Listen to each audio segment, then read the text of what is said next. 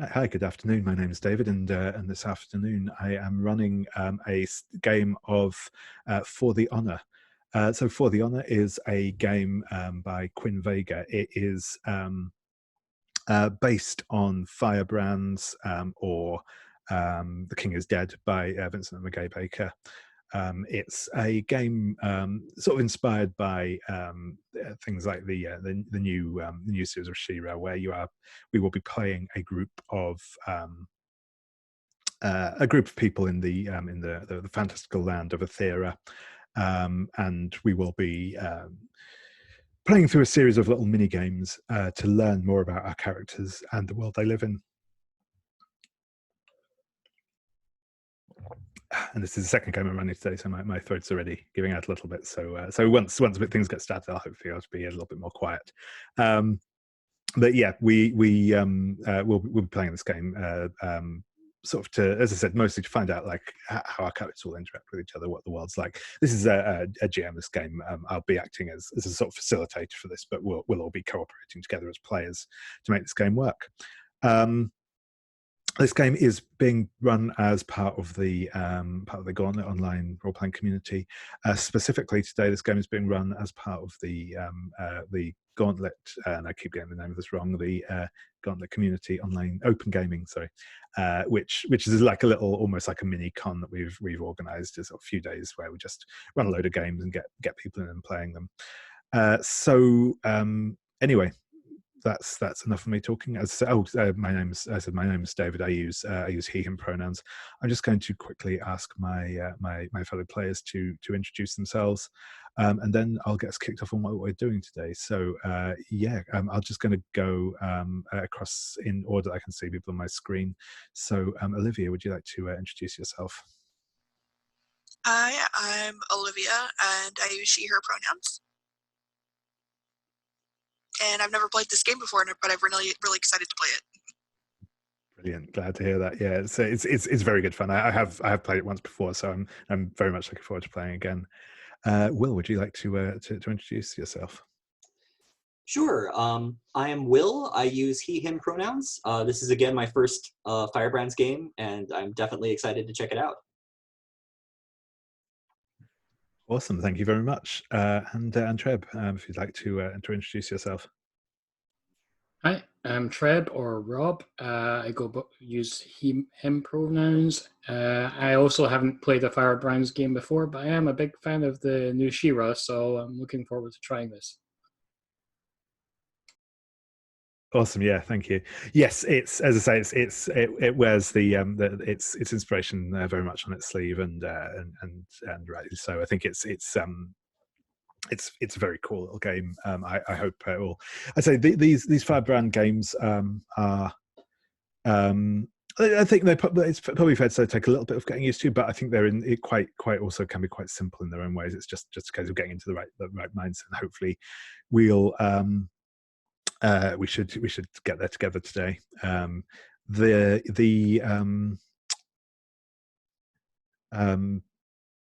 as I say, the idea for this is that it is heavily inspired by sort of She-Ra. So I suppose actually the first thing I'm going to do is just get a quick like a feel around the table for what we're sort of looking for in our the world we're playing. We don't necessarily have to go into detail now, but is there anything that anyone either would specifically like to see or wants us to avoid? So things like what kind of technology level, prevalence of magic, that sort of thing. This will all obviously be a bit open to interpretation when people detail their own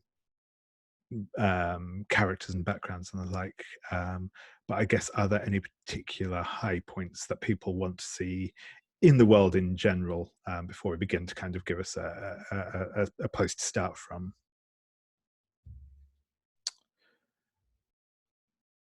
So yeah, I guess for me, I'm seeing a fairly fairly classic sort of like I said, that sort of She-Ra type fantasy thing of sort of being quite modern in some ways, not necessarily high tech per se, but you know, that sort of sensibility. Does anyone have any other specific things they're sort of seeing or imagining? Yeah, I do like to see the mixture of magic and technology, like less so like your standard medieval fantasy. Yeah, no, that's cool. Definitely, we can feature that sort of thing. I'm good with that. Yeah. Does anyone have any other specific stuff they're thinking of, or? I think I would second what Olivia said about mixing magic and technology. Also, I really like in She-Ra the mystery of the Wilds faction being sort of associated with the techno-magic underpinning of the planet. Cool. Yeah, that's awesome. Brilliant. Yeah, no, I think that gives us some good ideas. So, with that in mind, so just mentioned this offline to well, not offline, but off recording. But for creating the characters, if you want to grab, if you haven't yet, if you want to grab a column in the character keeper and just write your name in the player name thing, we will. The way we build characters in this, there are, as I say, there are 4 factions. There is the Rebellion, the Legion. So in She-Ra terms, that's your sort of obviously your alliance and your horde, respectively. And then there is the kingdoms, which are sort of like the free peoples of the world, and the wild, which is the sort of people at the fringes of society.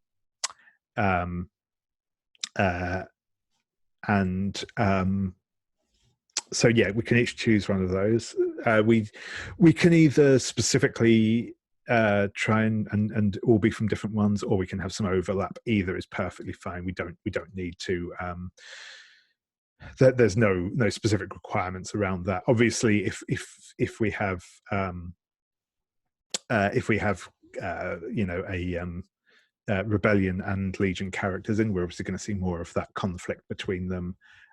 If people are broadly on the same side, then we're going to see probably more stuff around internal rivalries or cooperation. So it will flavor things differently, but it won't functionally alter the game or break the game if we go one way or the other.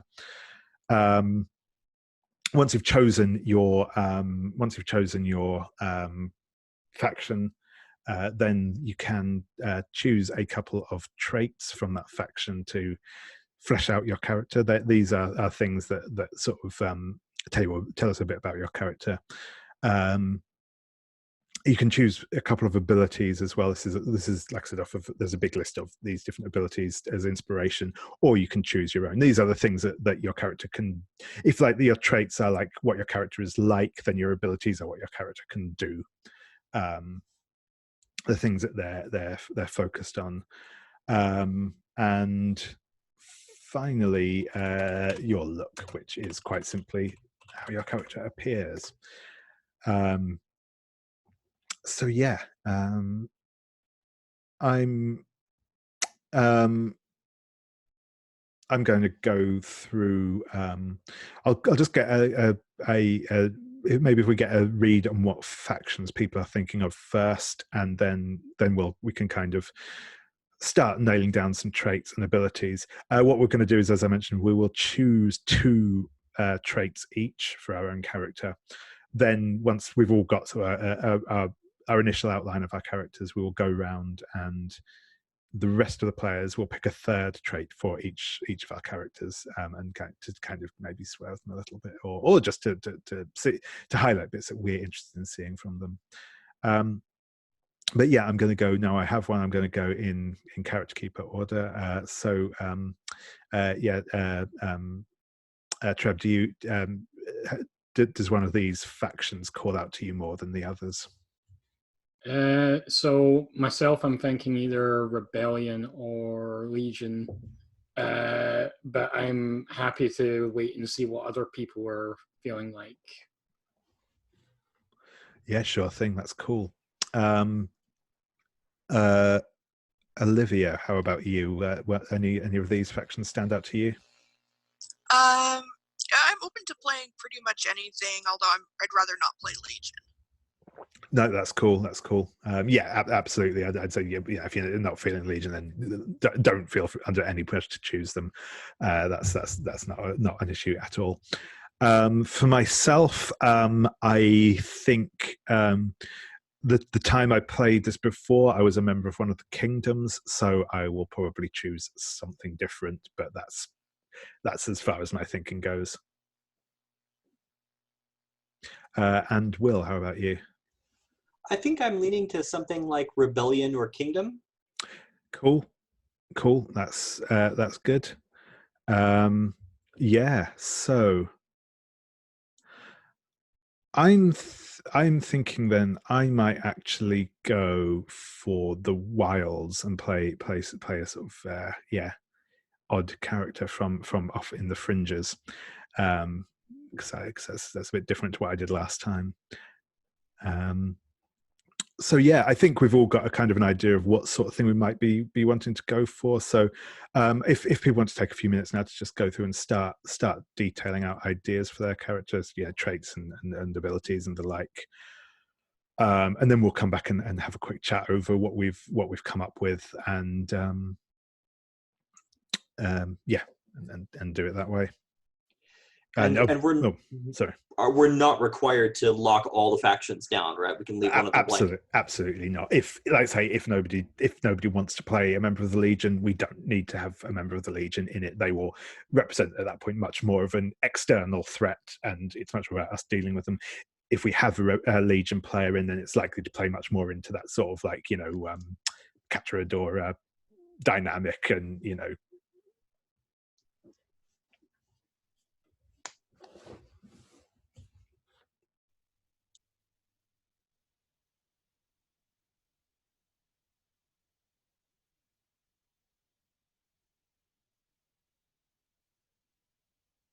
Oh, the one thing I will also specifically mention about the kingdoms, as a faction, just in case a couple of people decide they want to go kingdoms. Like the kingdoms aren't a monolithic entity; they are kind of lots of little individual, kind of like all the little weird villages in She-Ra. Each kingdom sort of has their own like particular idiosyncrasies and stuff to them. So if a couple of players decide they want to go to kingdoms, they can play characters from entirely separate kingdoms who are entirely like their own thing. A big part of, if you are playing one of the members of the kingdoms, a couple of the questions it asks you are about like your people and where you came from, sort of thing. So just to make that apparent, if it isn't so at the moment.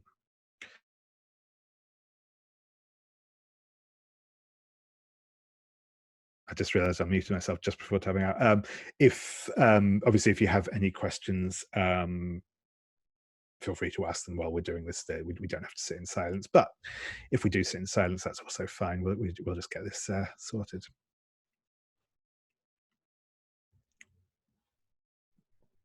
Should we pick our abilities now, or? Yeah, you can pick abilities now as well. Yep, if you've got some ideas for that. Cool.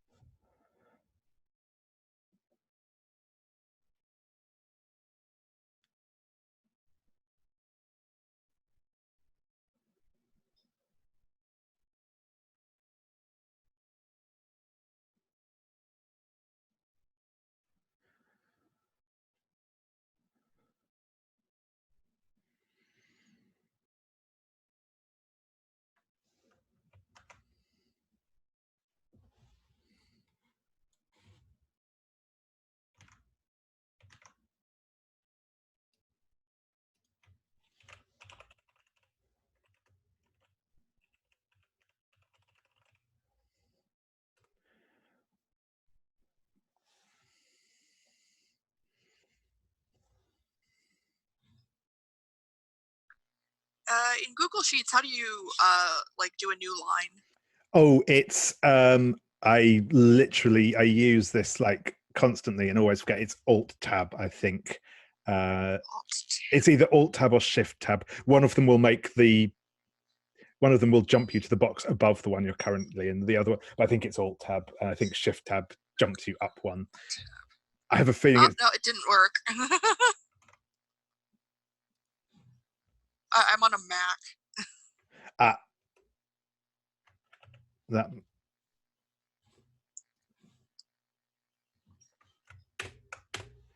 I've done that for you. Yeah, I'm not sure.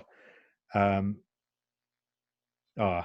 I'm really glad to see. I've just seen the picture that Trevor's chosen, and yeah, it was in fact literally about 20 minutes before I started this recording. I was just playing some Fire Emblem, so. It's still not showing up for me as that's on a new line. That's weird.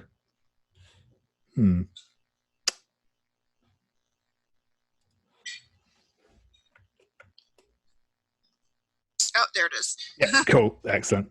Yeah, that's odd.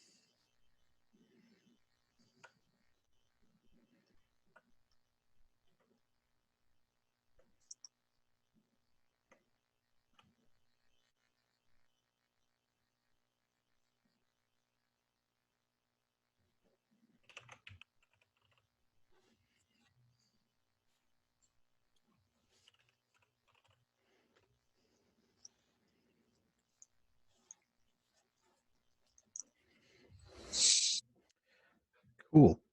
So it looks like we've mostly got our traits and abilities down. So I'm going to, I think, if we want to do a quick intro of our characters and how we see them so far, we'll then go around and learn a little bit. We'll get the third. So yeah, I think what we'll do is I'll have each. I'll put my teeth back in first and then start again. So I will get everyone to introduce their character, what they've got so far. We'll then have a quick chat about what we'd like to see as their third trait. We'll add that in, move on to the next person, and so on and so forth. Once we've got all of those done, then we'll go back around again, and you should see that for each of your factions, there is just under the description of the faction itself, there are a couple of questions that it asks, and we'll come back around and then ask the and just sort of answer those questions and tell us a little bit more. Most of these will kind of tell us a bit more about the faction specifically that you're from, just in terms of specific one that I've just noted on here. The Widow Queen is essentially the leader of the rebellion. So that's who that is. But yeah, so with that said, I'm going to go back around to Trev, if you'd like to introduce your character. Right. I am playing Prescia. She is she/her, and she's with the Legion. Her traits are she's conflicted and mysterious, and she has the abilities of clairvoyance and tactics. So she's got she's basically got some form of precognitive abilities, which she uses to plan her missions and just her own side are wary of her because her plans don't always seem to go in their favor.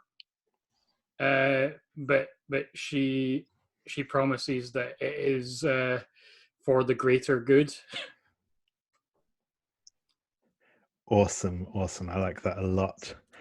So yeah, if the rest of us, if we can take a look at the traits for the Legion, and see if there's one on there that we like the look of.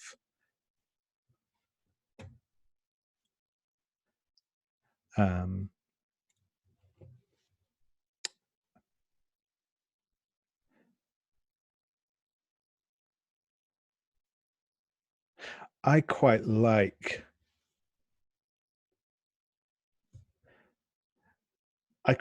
maybe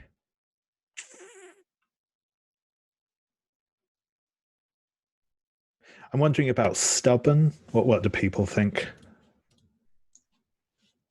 Stubborn was on my short list. Striking is also interesting. Yeah, that's cool as well. I like striking. Yeah.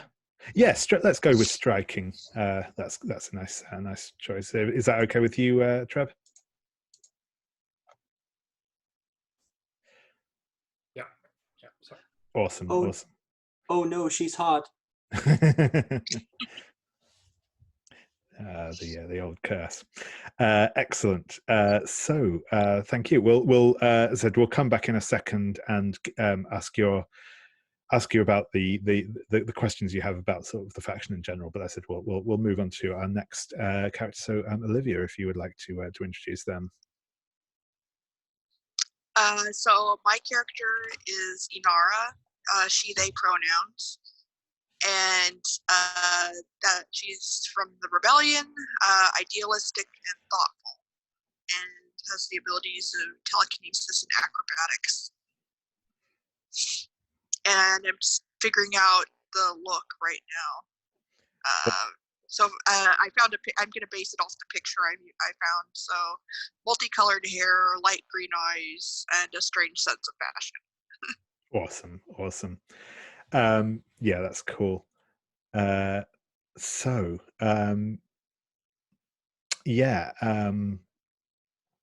what do we feel like for a third trait for Inara? So I'm looking at the wrong one. So yeah, that's the rebellion list.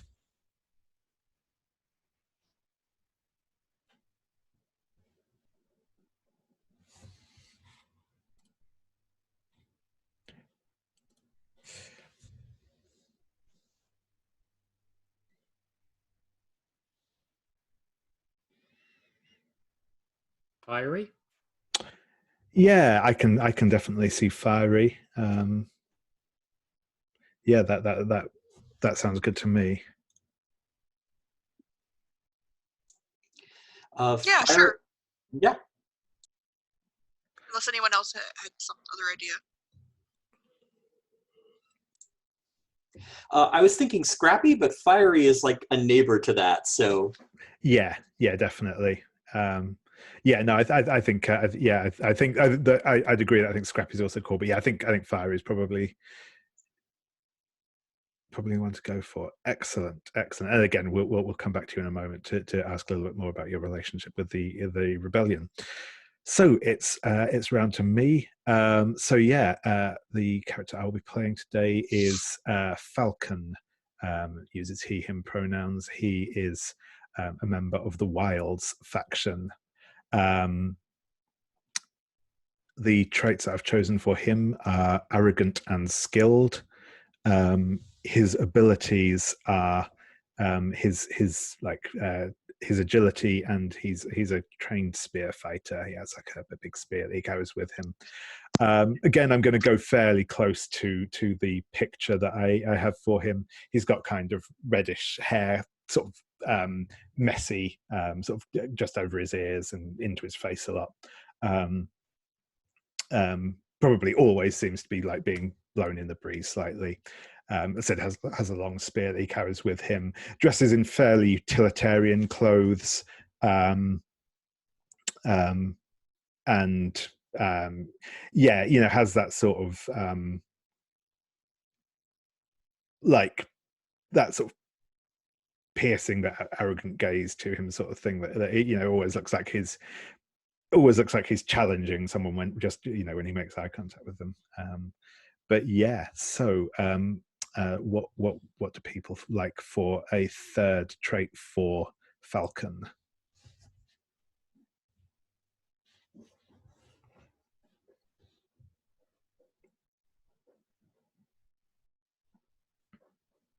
I'm thinking solitary.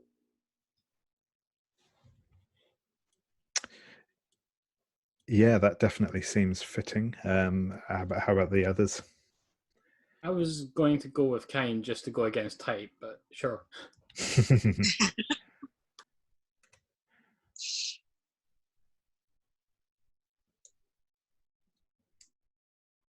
I could see either of those working, actually. Yeah, no, definitely. I think either could work. I suppose, yeah. Which do people feel more interested in seeing? I'm happy to play either of those. Definitely. Yeah, I could see that going either way too.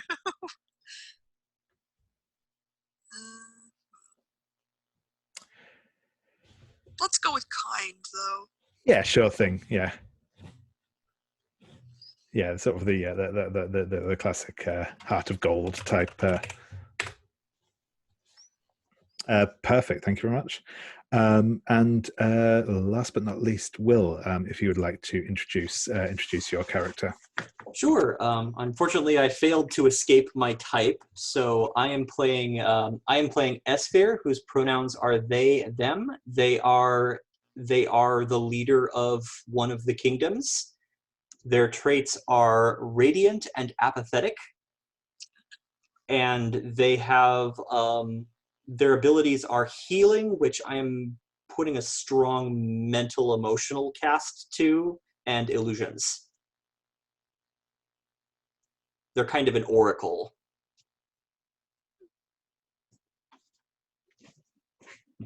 As far as a look, I'm going with a sort of high priestess tarot esque look. So she has silver white hair, which is sort of cropped in a pixie cut. She has blue-gray eyes and these very diaphanous white robes. And then when she's holding court, she stands on a quartz dais with a quartz-tipped metal staff in hand, sort of holding court. Nice.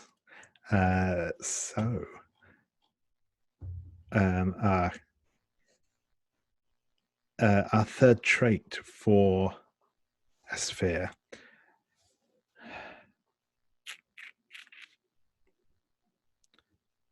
It's always that awkward, not awkward, but that choice. I said it's whether it's to swerve it slightly or to double down. I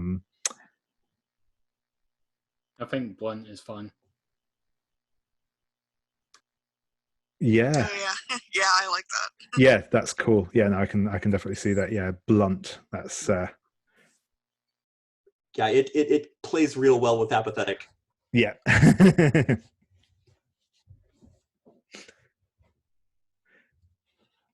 It also kind of subverts that sort of like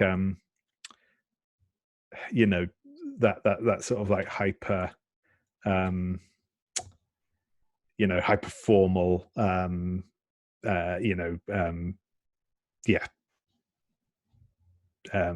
You know what I'm going for there. That my other ways come out. So that's cool, awesome. I like that a lot. So I'm just got an eye on the clock, so we're just coming up for the first hour. So I think what we'll do now is we'll just well, actually, I guess do people want to do their like I said, the questions about your faction? Do we want to go around and do those now, or would people like to take a 5-minute break and maybe do those when we get back? I'm thinking a break first. Yep, no, that works for me. So yeah, we'll take if we take a 5-minute break now, come back just after 5 past, and yeah, we'll then go into talking about our factions a little bit with those questions, and then we'll get into our first game. So yes, see you all back in 5. Right. Hi everyone, welcome back.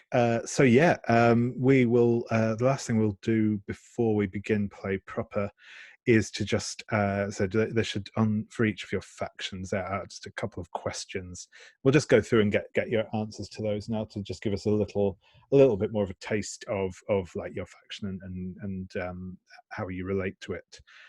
So I will go back around again to Trev, to yourself. If you would like to lay out your questions and your answers to them. All right. So the questions are: who raised you and taught you to fight, and what legion principles do you hold sacred? So who raised me? I think it's one of the generals of the legion. I'm trying to think of a name for them.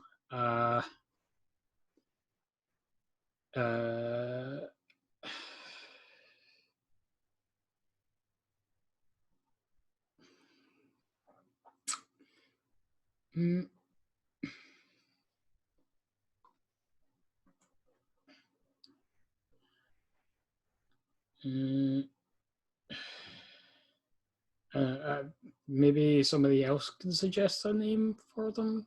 I'm kind of struggling. Yeah, no worries. How about we go for something like full on Saturday morning cartoon, like General Scar or something like that. Something. Yep. So yeah, it was they were generals, so they taught me in like the bigger like strategic planning side of things rather than exclusively like just frontline fighting. So that's who trained me. And what legion principles does she hold sacred? Always keep your emotions in check.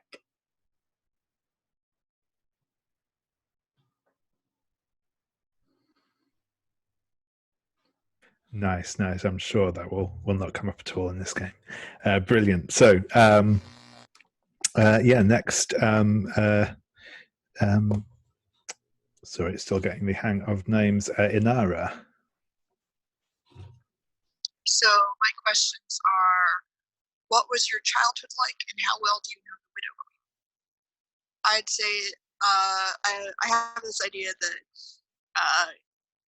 Inara was found as a baby, abandoned in the woods by the Widow Queen, and she was brought to the rebellion stronghold, where she grew up with the other young princesses and learned to use her powers along with them, and that her childhood was mostly idyllic.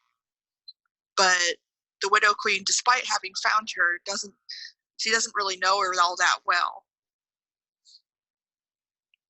And in fact, very few people know her. She's sort of almost like a figurehead, but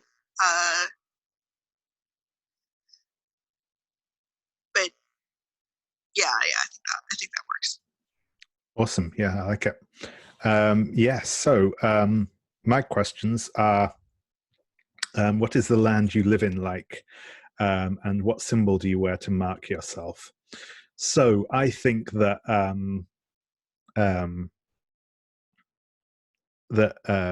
Falcon lives in the what we call them. I think we'll call them the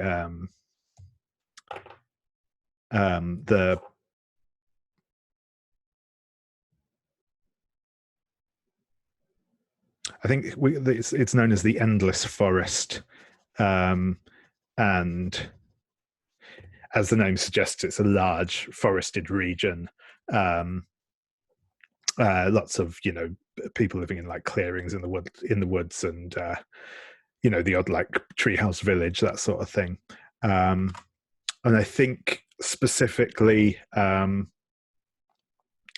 I think he wears a like on his like I said, he wears a sort of like almost like military coat type thing, but a bit more like loose and less starched down than the Legion tend to prefer. But I think he has like a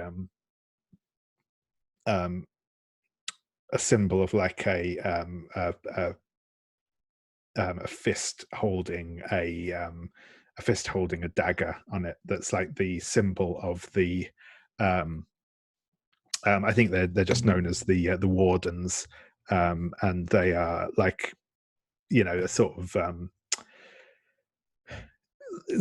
quasi military police type organization that like safeguards the endless forest and the people that live in it, but in that sort of slightly not like full on vigilante, but yeah, sort of in a fairly like loose and free ranging kind of way, rather than being like a hard and fast hierarchy.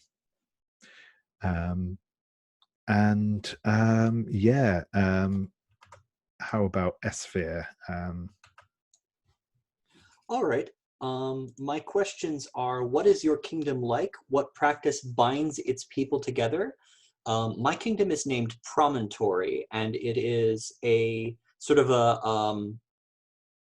a Scottish Highlands with moors and craggy peaks and scattered farmlands. Its people are primarily farmers or associated with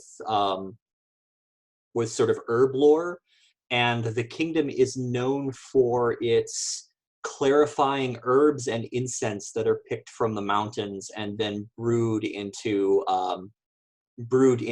heavy draughts suitable for rituals.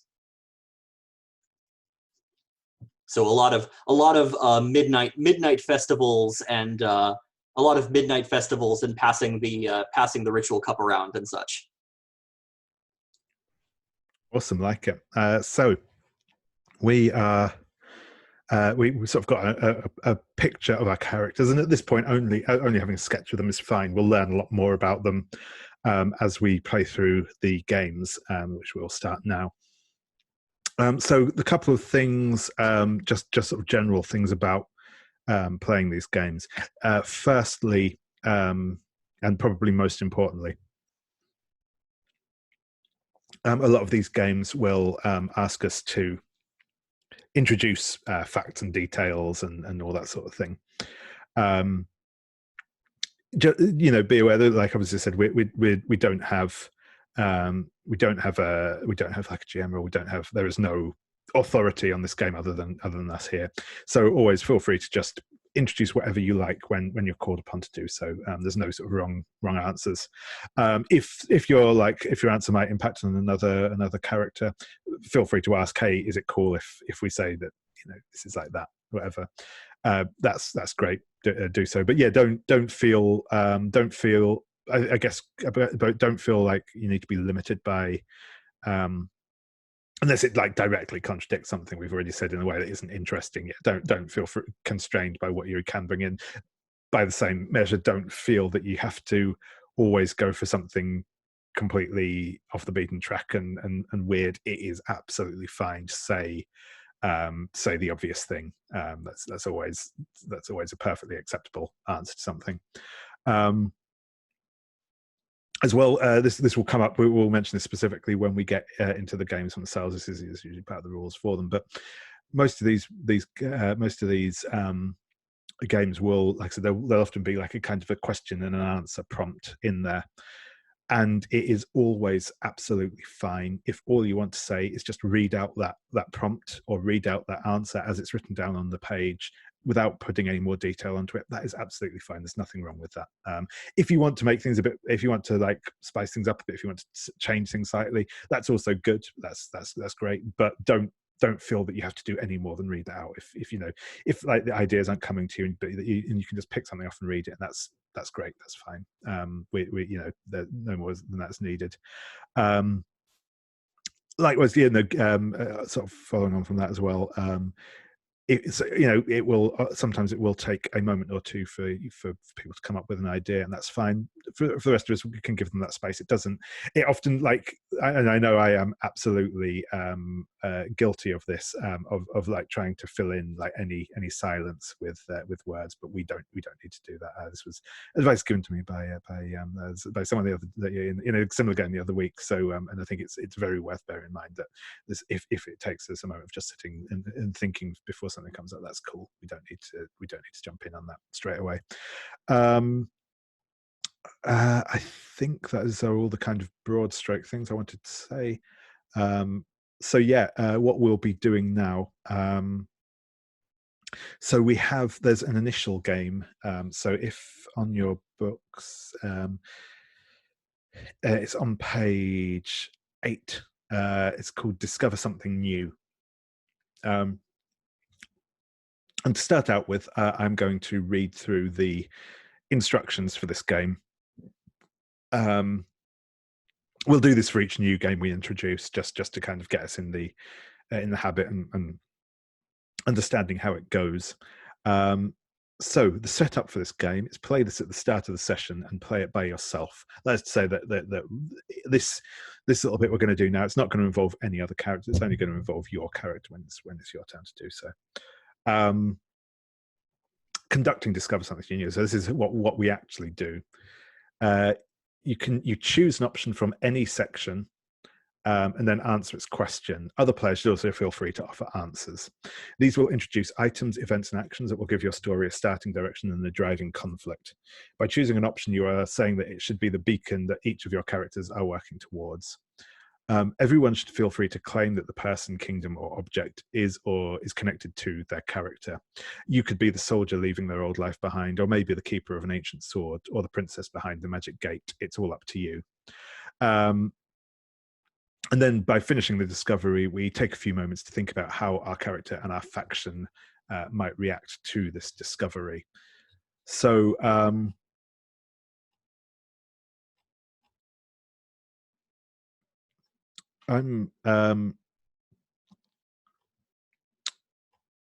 I guess does anyone wish to take the first turn and kick us off with this game? I'm happy to do so if no one else wants to, but if someone wants to leap onto this one, that is cool.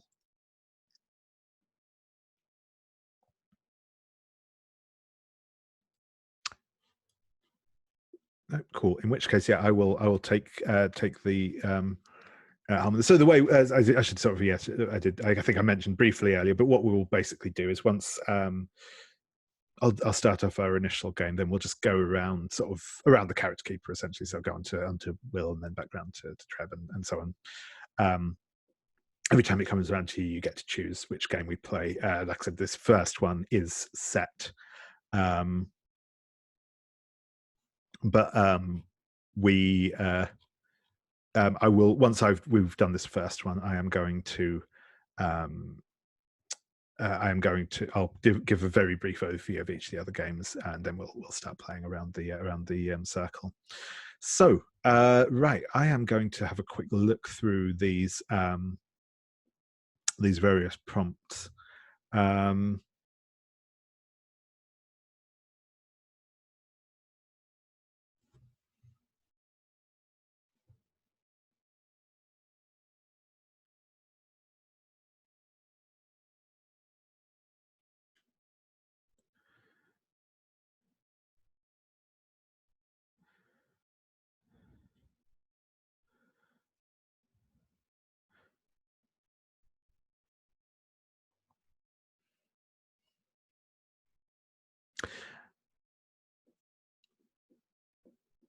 I think I'm going to go with this one actually. So I'm going to choose one from the Wilds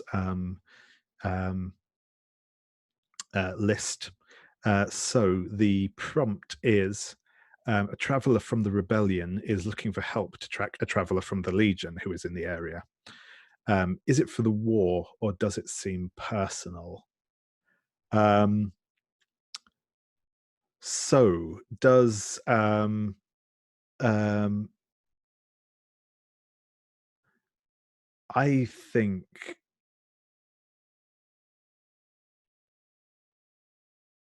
I think I'm going to kind of answer this as being a bit of both.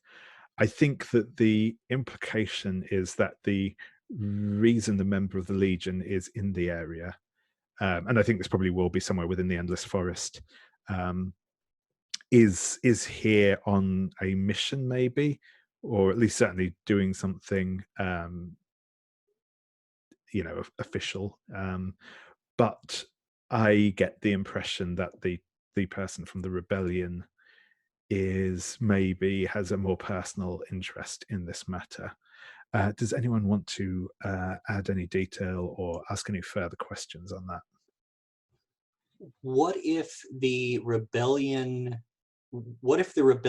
traveler and the Legion traveler are sharing a secret with each other that they haven't necessarily communicated to their faction heads, that may have bearing on the war, but has definite bearing on the two of them having discovered it?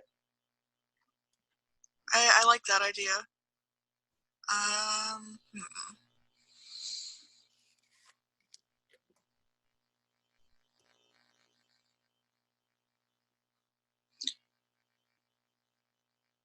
Maybe they both have been having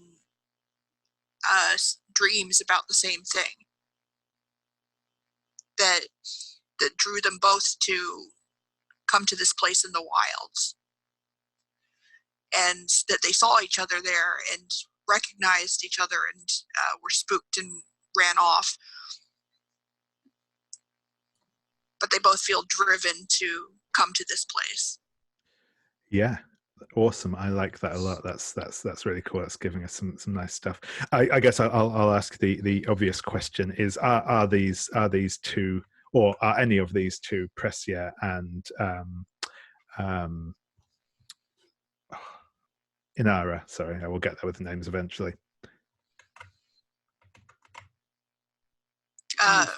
If they're drawn there by dreams, it's probably is Prescia. Awesome. Yeah, I think making it our our characters works out.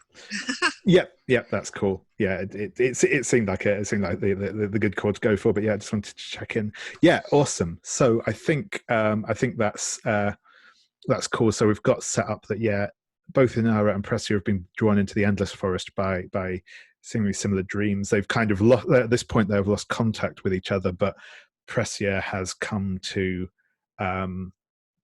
Inara has come to Falcon to enlist his aid in tracking down Prescia. Cool. That's excellent. That's a nice setting. So that's all we need for the moment. So now all we just need to do is just kind of consider how that's going to inform our story as we go forwards.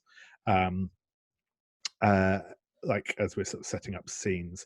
I said I will do a very brief overview of the scenes now. I won't go into too much detail on them, but I will because some of the little prompts under them so on page 7 there's a list of all of the games, and it should, because this is a very well made PDF, clicking on the name of the game actually does jump you to that page. So that's very useful. I'm always because I'm a huge nerd. I'm always in favor of good linking in PDFs, especially like the back to top option and on all of the games as well. Yes, exactly. So the games that we will be playing, or that we have the option to choose from. So, like, we probably won't play Discover Something New again today. If you want to have like a fallback and there's nothing else you can think of, I think it can be useful to jump back to that one. But it's obviously it doesn't achieve much other than just setting stuff up. So we're probably less likely to come back to it. But that's obviously there. We know what that does now. Venture Forth is about sharing a journey with someone. So the two of you are maybe not necessarily on the journey to the same place, but you are for a time traveling together, and it kind of lets you find out a bit more about each other and about where you're going as well. Crossing Paths is for meeting up with a character that you've not seen for some time, and kind of establishing some of your past together and what the future might hold. This one also specifically has the option in it for the basically the second character in the scene, the one who doesn't frame it, to immediately start their own game afterwards, based on what's happened in the Crossing Paths one. So it's a good hey, let's work out where our relationship is going and what will happen with it next. There's Mincing Words, which tends to be it's about having conversations that are a bit more heated. So it might be an argument or a more emotional conversation, whereas talking it over is more about having a negotiation or a more relaxed talk without the same intensity of Mincing Words. Taking to the Dance Floor is dancing, with the potential to get as you might expect, a bit more physically intimate as the dance is going on. Meeting Hand to Heart is about expressing yourself physically. So again, this might be it's kind of it can be both offering comfort, or it can be more romantic in nature. There's Giving Chase, which is following and chasing somebody down, and that one specifically has a predator and prey role, and that is one that's more of a contest. Still not mechanically complex necessarily, but it's more of a contest. There is Meeting Blade Stave, which is a conflict, a fight of some description, and for a time being purposes for now, there is Search and Rescue, which is the final one, which is about one person trying to rescue a second person from a third person. This can involve an NPC at this stage, but it can also be all three players. The last two are All Out Battle and Stand United, which are our kind of end of session scenes, which said we may or may not get to one of those, but that's what they are for. So with all that said, Will, would you like to make the first choice of scene?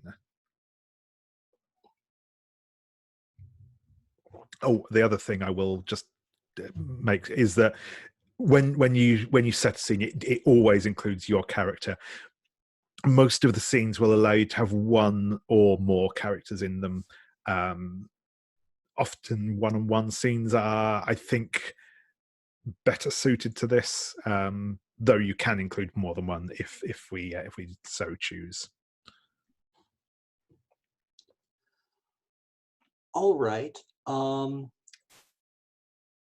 going to select the minigame Crossing Paths.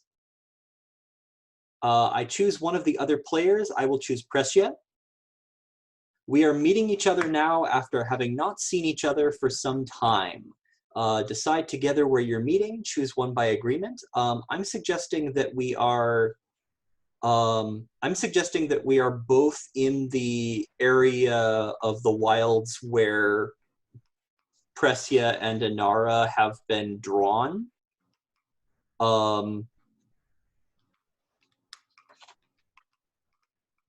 If that makes sense to you. So I guess we're on a road in a town of the wilds. Yep.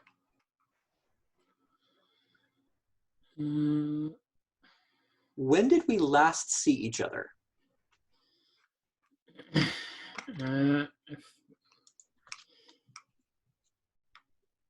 So your kingdom is neutral in the fight right now, yeah? Yes, and I am not in my kingdom. I have also traveled to this place. I think the last time we saw each other was I came to your kingdom as part of a diplomatic mission to try and convince you to join the Legion.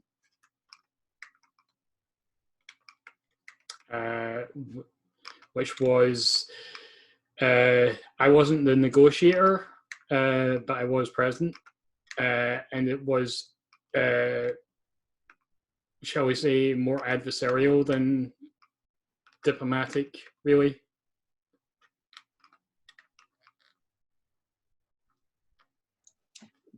The Legion has a habit of overplaying their hand and playing a little more tight-fisted than is necessarily appropriate. Yep.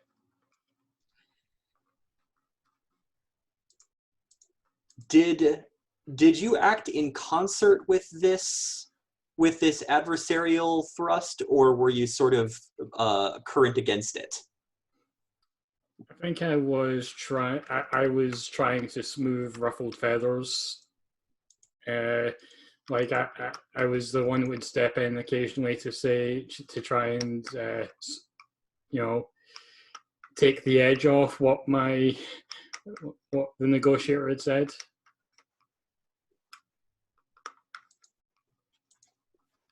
All right. During this reunion, anyone may ask for details about the location or circumstances.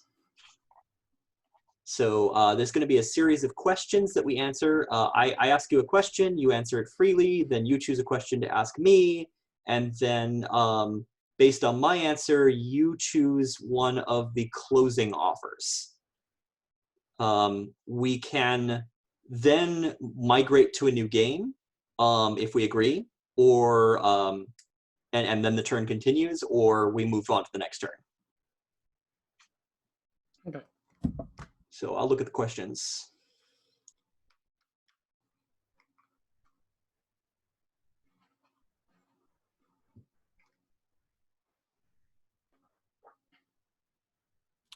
Yeah, and just sort of adding this point. Obviously, you're free to do have some sort of establishing role playing stuff as well, but it should kind of tie into one of these questions ideally. As I say, like I mentioned before, you are free to just ask the question straight out, or if you want to kind of more just get the thrust of it and roll it out in a different way, that is cool. But yeah, that's. I remember you fondly, but a lot has come between us since then, and I greet you coldly. I challenge you. There's still this sort of undercurrent of the last time the Legion came to Promontory. They did not make a gracious showing, and as the leader of Promontory, I hold myself aloof. and so there is that sort of sharpness in encountering you here on the road.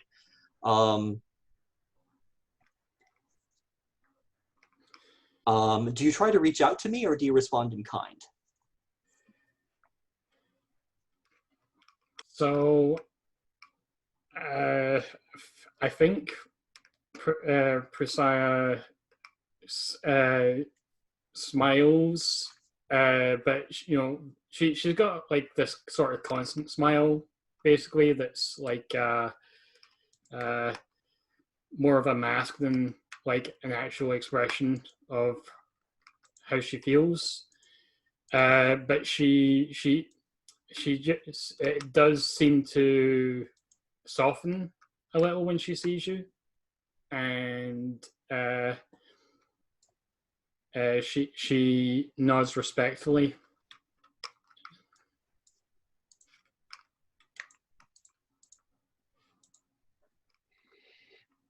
You continue to fly under a brutal banner.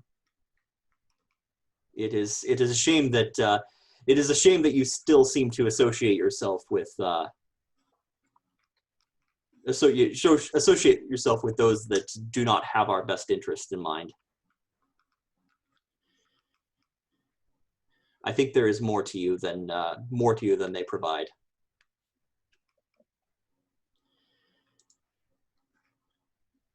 The Legion have been good to me, but yes, their methods are extreme. However, for the time being, I am more useful there than I am anywhere else. I can respect that. You do seem to have a level head on your shoulders, and speaking as one who must interact with the Legion on a occasional basis, I appreciate having the opportunity to work with you.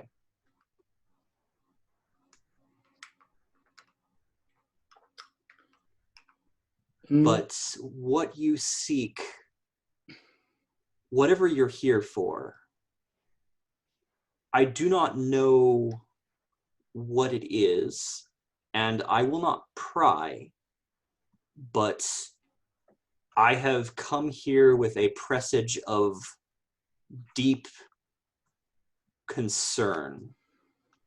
I think that you are stepping into a situation that will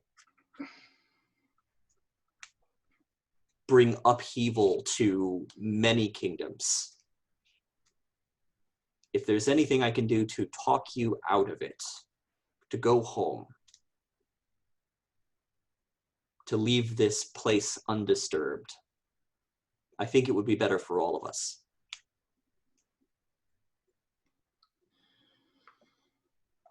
At what point did I ask my question? Yeah, anytime. Yep, feel free at any point.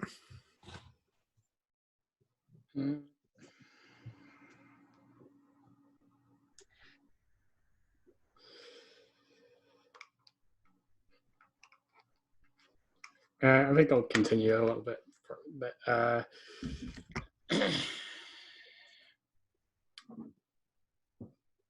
important things are about to happen, but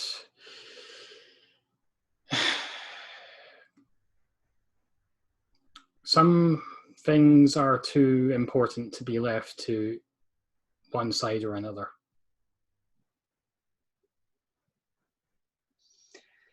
Speaking as you are, of course, a member of one of those sides, so please forgive me if that statement does not bring me comfort. I am here because one of my attendants has been suffering nightmares nightly for the better part of weeks of what is waiting in these woods.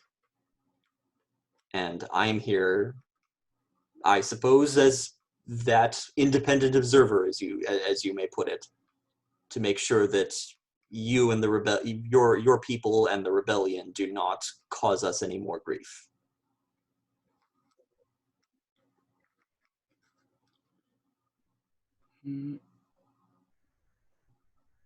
Surely, as a reasonable agent in this situation, you can understand my desire to protect my people and protect the stability of the land. Of course. I seek only to protect as many as I can. Perhaps we can find some accord there.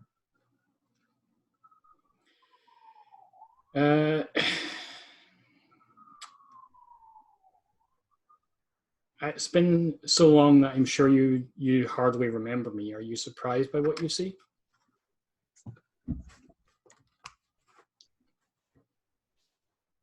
I can still see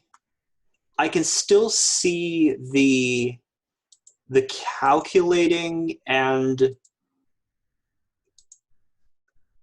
deliberate core that attracted me to you before when you were present at my court. The fact that you were trying to sort of you clearly were not like completely aligned with the Legion, and you had your own mind, and you were working to try and smooth things over, and I could see that core. But there is a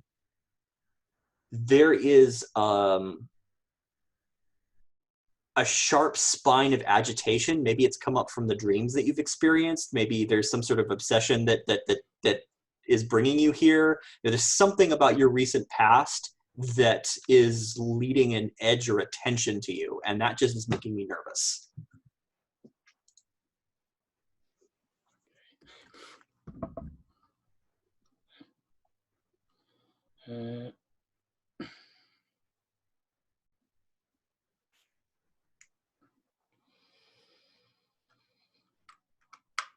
And you can sort of feel that too. You can feel that in Esfir's response, is that there's a core of warmth to what they're saying to you, but you can also tell that there's something about you that's spooking them. Is it me that chooses the closing offer? It is, yep. Okay.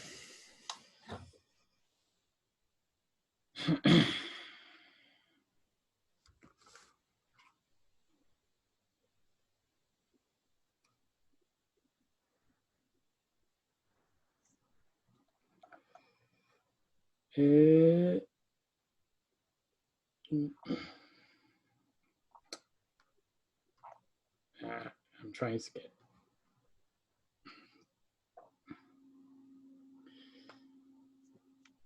get. Let's continue with another game. Which would you suggest? Well, this conversation turned out more tense than I was hoping, or more tense than I was originally expecting. So, mincing words would be a reasonable segue. Okay. If you want to segue into talking it over, that also makes sense. And sort of we shift out of the tense area into just more casual. I think mincing words makes sense. Okay. So we decide together how we came to be sharing a tense conversation. Is that the same? Like, are we just escalating the conversation, or is this a different occasion? I think we're just escalating the conversation at this point. Okay. Which of us is... Oh, yeah, okay. Next, decide yourself what, if any, feelings or ideas your character might be holding in secret. And then ask each other, what do I notice about you?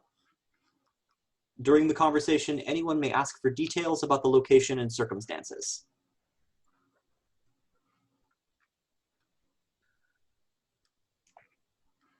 What I notice about... what do I notice about you?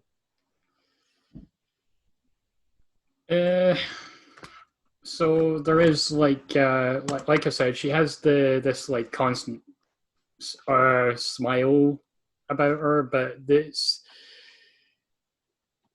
I think it's probably part of what you noticed is it's more strained and has like a there's like a sadness in her eyes.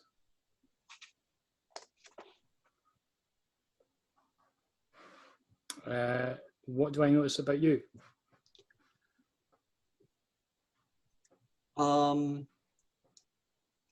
I don't look like I have weathered the travel well. It looks like I came here in a hurry, and I didn't necessarily travel in a stately manner. I may have just rushed out here by myself or with few attendants, and so I look a bit sleep deprived and a little bit road haggard.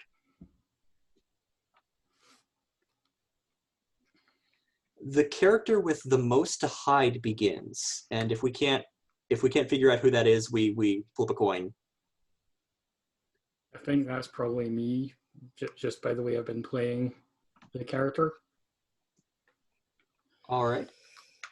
Yeah, this may be the game that I should have picked in the first place. To open the conversation, speak in character and then ask a leading question. Use improvised conversation to bridge the gaps between leading questions. Most of the questions have blanks for you to fill in with your character's words. We ask leading questions back and forth, and at any time, either of us can ask a closing question. While you play, think about the ways your abilities might color the actions you take during the conversation.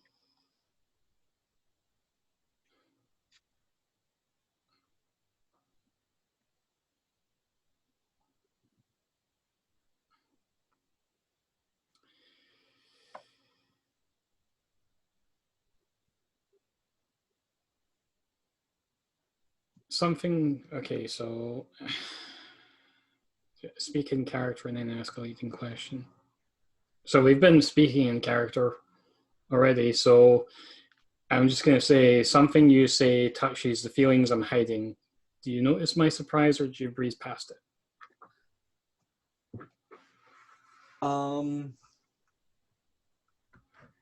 I noticed the surprise and I doubled down on it when I mentioned the nightmares. Does that make sense? Mm-hmm. Okay, and so I'll say,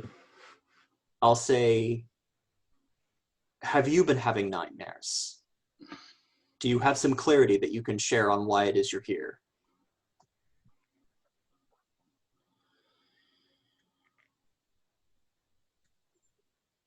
Oh shoot! Oh yeah, improvised conversation until one of us asks the question. Yeah. I'm here to make sure my nightmares don't come true. I ask you bluntly to explain yourself to me, saying, and how do you propose to handle that? What is it you're here to do? Do you help me recover, or I'm sorry, do you spin a careful lie, or do you respond directly? I'm here to make sure neither the rebellion or the Legion gets their hands on this artifact.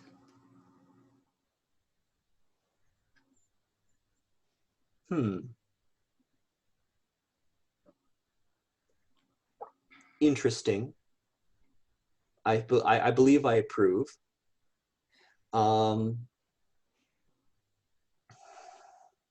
What do you know of it?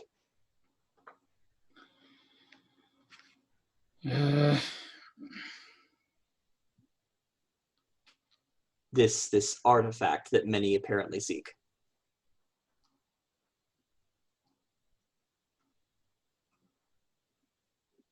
It's some kind of weapon.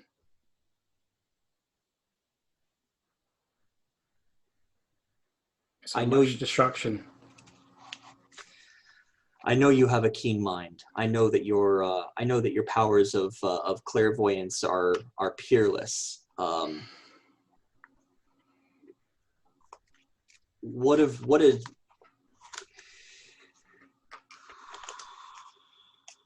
What have the dreams told you of this weapon?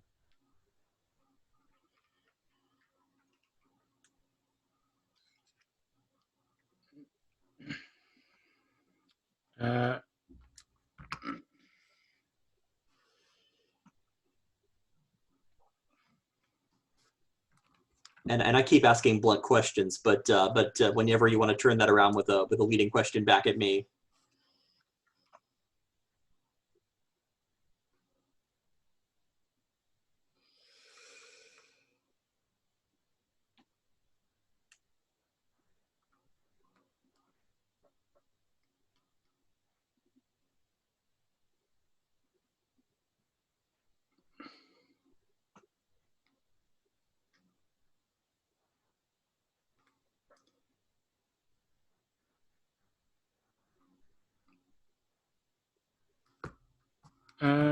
So,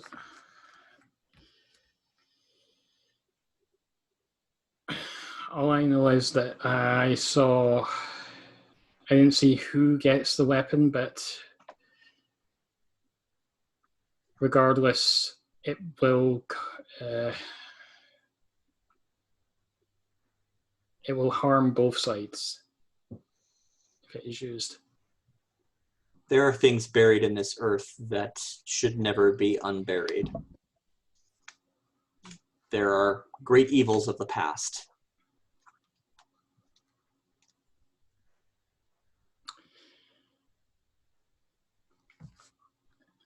And I sort of nod, considering your words.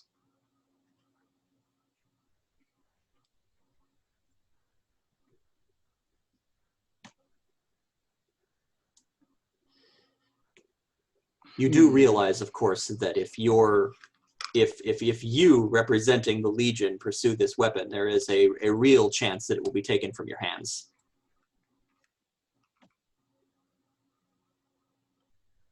I let slip a truth that you didn't want to hear, and my words cut like razors, saying, I am not the only one from the Legion who is seeking this weapon.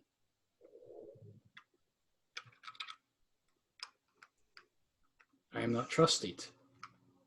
And so I know they have sent another agent. It provokes me. So you were saying that I should more likely I should trust you more than I trust whoever else it is that is looking for this.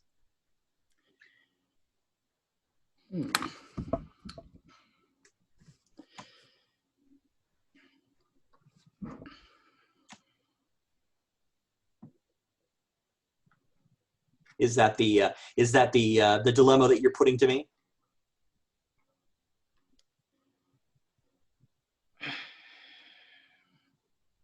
I don't expect you to trust me either. One does not require trust to work with one another. I jab a quick insult at you, hoping to break skin, saying, I do not find Legion diplomats to be particularly trustworthy. For all I know, what you're telling me right now can be a lie. I'm not sure I have any reason to trust intel that you give me. Is that miles off, or does it sting? It definitely stings.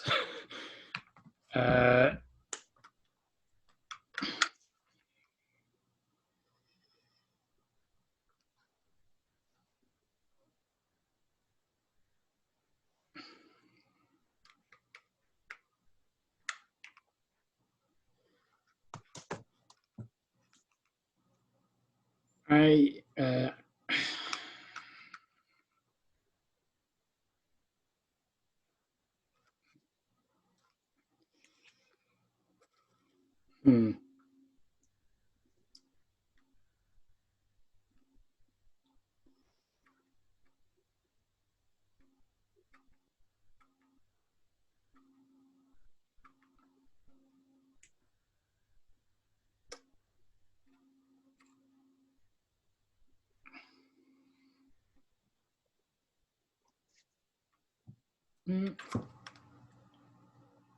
appeal to you with earnest compassion, saying,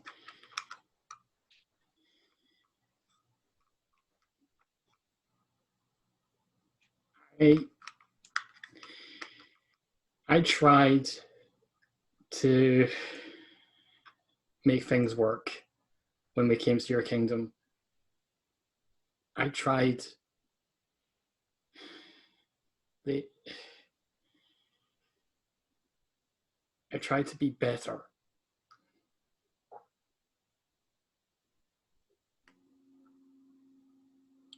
You saw that.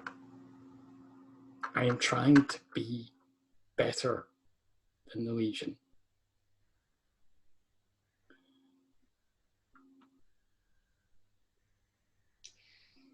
Something you say, closing question, something you say knocks the words right out of my mouth. Do you allow me to recover? Yes. I look at you with a sort of an appraising look, and then say, very well, I will not interfere directly. Let's see what comes of this. And maybe we just sort of like get a shot of the two of us sort of looking at each other across a clearing. And that closes the game out, I think. Yep. Awesome. So we'll take another break here, but just to quickly set things up before we do. So in theory, it would be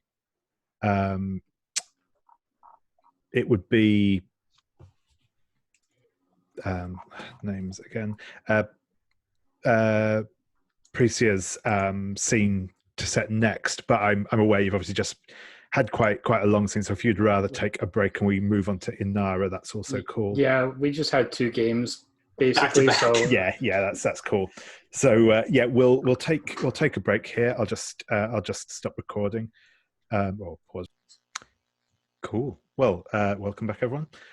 So yeah, we will roll into our next game. So yeah, as mentioned before, we'll if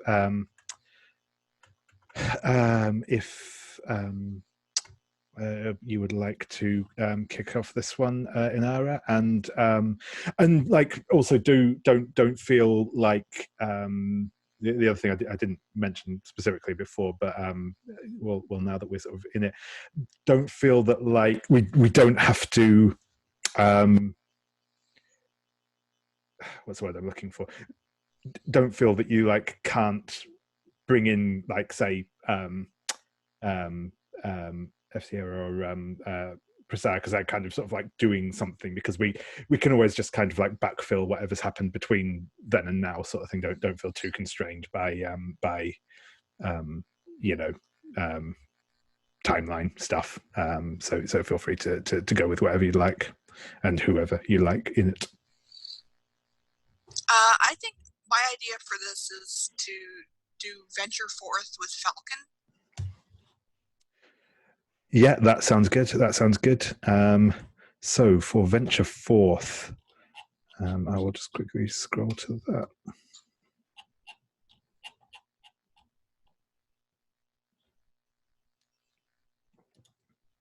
Scroll past it. Cool.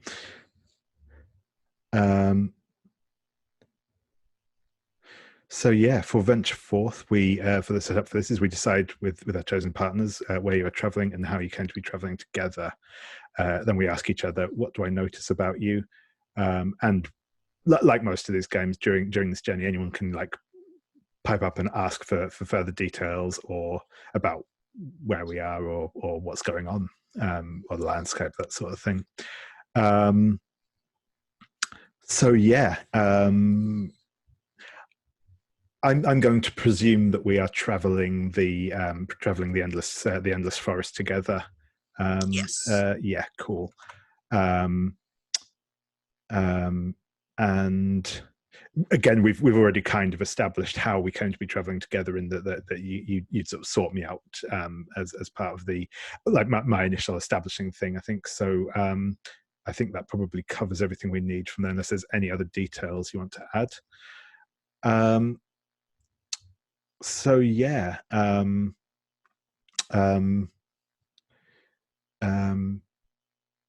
what do you notice about Falcon? Oh no, sorry, I think we it's need the to other way around. establish, I think we need to establish a little more about why we're traveling together. Yeah, sure thing. So, I think I've been pretty open about what I'm looking for. One of the things I was originally considering for Inara was that she's a little bit naive and doesn't really know to, growing up in a place that was so idyllic and idealistic, she's not super familiar with the wilds. So she's gone ahead and told you that she's had dreams about something wondrous deep in the wilds. Something that may be a mixture of bad and good, but that she can see the good in everything, and that she can make sure it's used for good. Awesome, yeah, and I think that maybe Falcon is perhaps a bit more cynical about that sort of thing. So, he's definitely.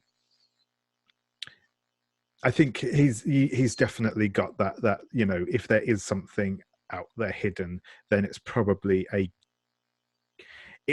good thing at least that he finds it, and then we'll see what comes of that. But yeah, I think that's I think that this has definitely piqued his interest, to put it that way, and I think he's and I think likewise, I think he probably also recognized, like I said, that naivety in Inara, and isn't about to let her wander off into the forest on her own without his guidance. And I also, I'm the dreams that Inara has been having about this mysterious artifact are that it's some sort of box that contains a great power or multiple great powers within it. I'm thinking out of character, it's sort of like a Pandora's box type thing. Awesome, yeah, I like that. Cool. So yeah, I think that that I think that's cool. I think that sets itself on a nice footing. So yeah, I think literally every single time I've played this game, I've got this question the wrong way around. So yes, what do I notice about Inara?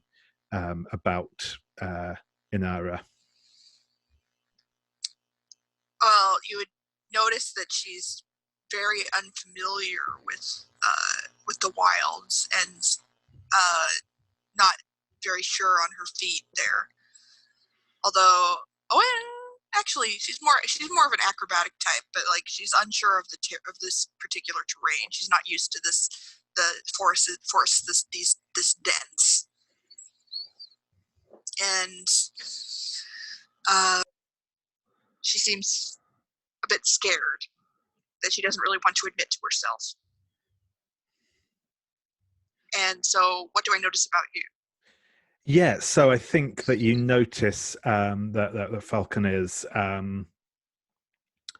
he seems relaxed. He definitely seems to know his way around this place. But I think you also maybe just notice that there's not even that he's putting it on for show, but underneath the kind of the apparent his apparently relaxed state, he is definitely wary, and his eyes are kind of always scouring the undergrowth and stuff like that. So he's obviously not taking this as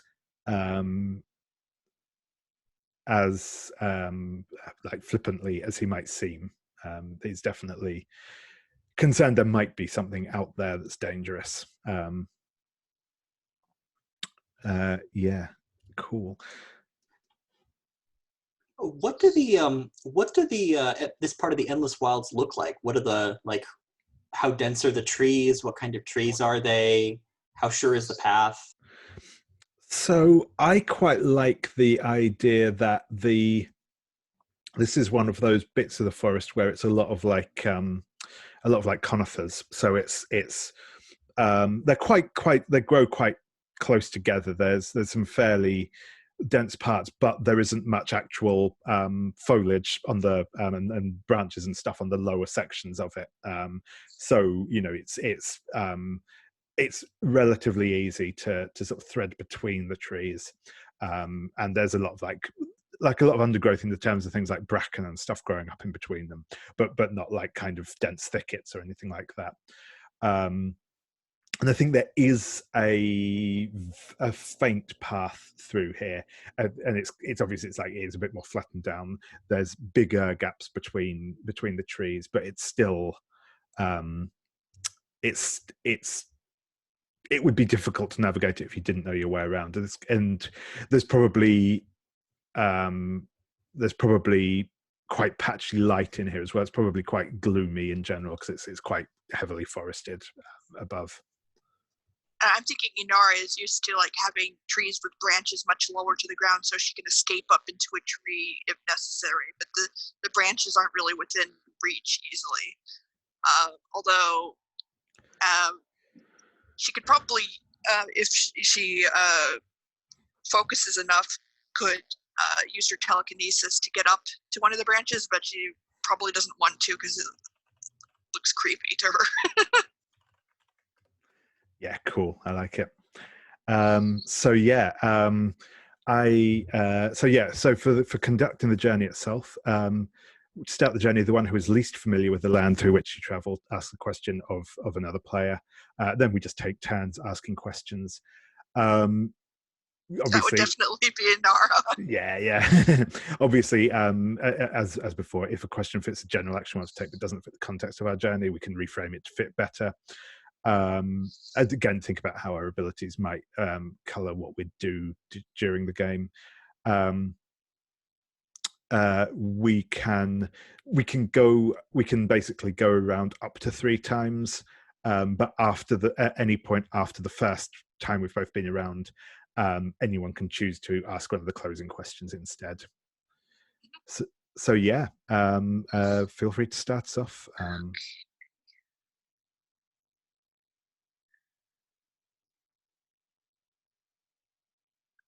Oh, something here gives me the creeps, and I start at the smallest noise. What ghost story do you tell me in response? Oh, nice. So yeah, I think as you jump at this sort of like sound of a branch breaking somewhere off, and so they say that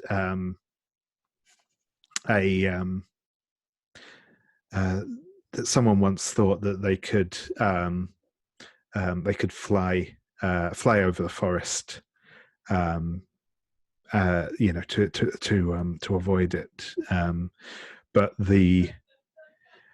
as they were flying over, a great storm came up and drove them down into the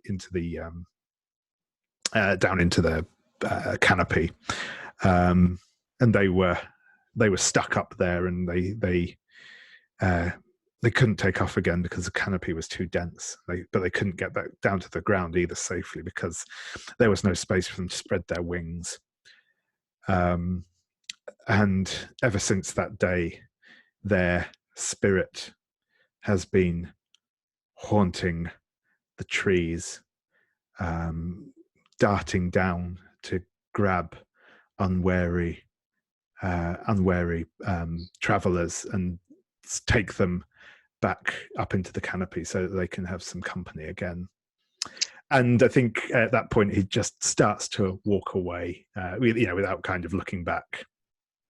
And I think Inara darts right after him.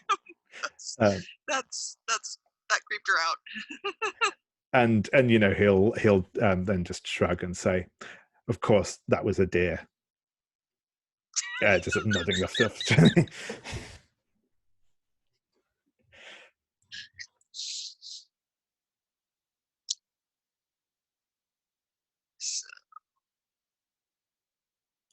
So yeah, I So think you have an opening for a question. Yep. So yeah, I think they carry on walking a little bit further. I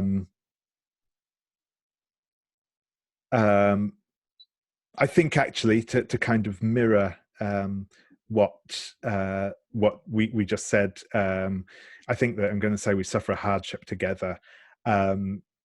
So I think as we are traveling on, I think we've maybe been walking for kind of like a couple of hours maybe at this point. It's been a little while. And the rain starts to fall, and it's like falling hard and heavy, and it's even though we are under the canopy, because it's just like conifers, the rain sort of just comes down through the needles almost without touching them, and the ground underfoot is becoming increasingly muddy, and it's just that cold constant rain that's sort of chilling us to our bones, and it's generally unpleasant. So how do we weather the storm together, and what has it changed between us? I think I've exhausted a lot of my telekinetic energy to try and keep the rain off us, but gotten to the point where I can't really keep it off anymore, and we get soaked. Yeah, awesome. That's cool. Yeah, so I think and I think that kind of earns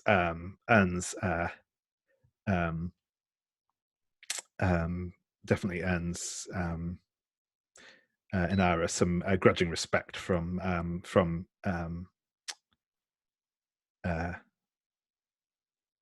Falcon. Not that he'd go so far as to actually admit it, but it's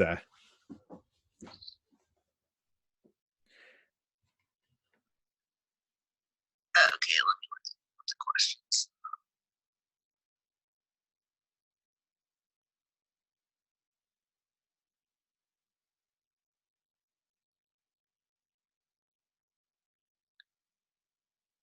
We enter an area along our path that is confusing and staggering to navigate. What is making it so difficult?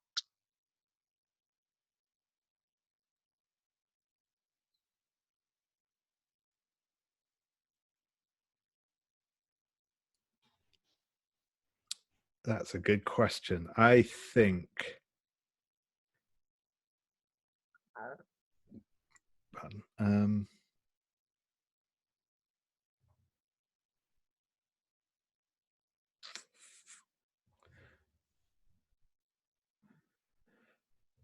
I think maybe, and I think it's like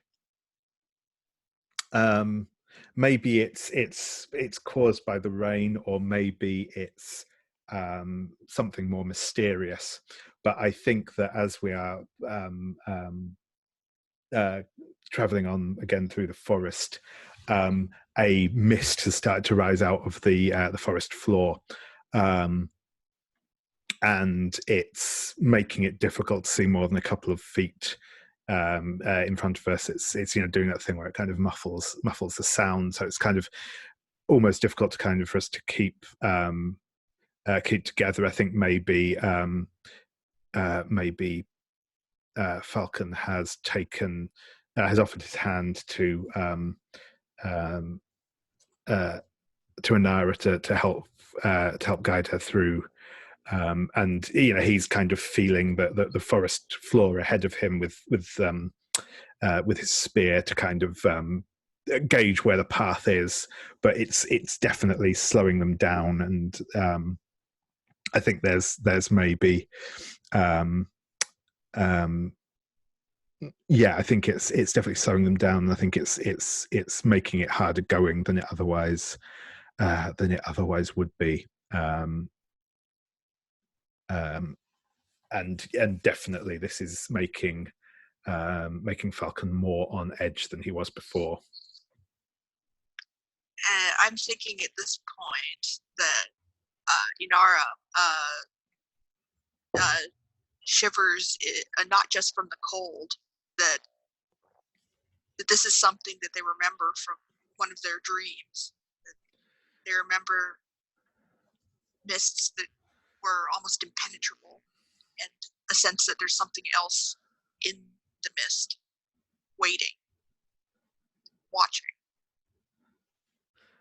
Yeah, I like that. I like that. I think I'm actually going to go for one of the closing questions now, because I feel like this is kind of a sign that we might be getting close to our destination. I'm just trying to decide between which of them, because they're all quite good. I'm thinking maybe we could encounter Prescia. Yeah, I was thinking of maybe going for the closing question of, we make it to our destination, what is happening when we arrive?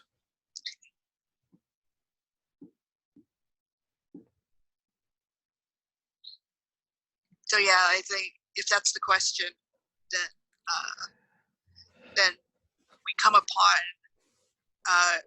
upon her, and she's also appears to be lost in the mist. Or wait, no, this is after we've exited the mist, right? I'll say that there's a clearing where the mist seems to end exactly at that point and doesn't extend beyond it. And we look at each other in shock, but, because we saw each other like several days before on our travels, and then like sort of bolted in opposite directions, and yet somehow we've been drawn to the same place. So I think that's the end of that game, and then we can pick another one. Or someone else can pick another one. Yeah, that sounds good. That sounds good. So yeah, it's me to pick next.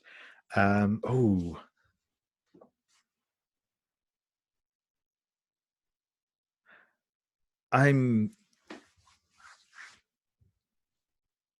just thinking, do I want to go?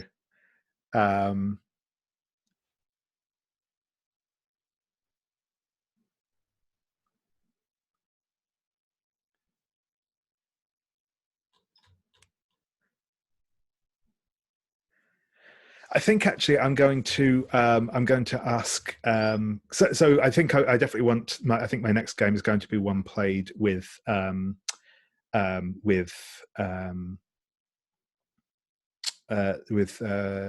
Prescia.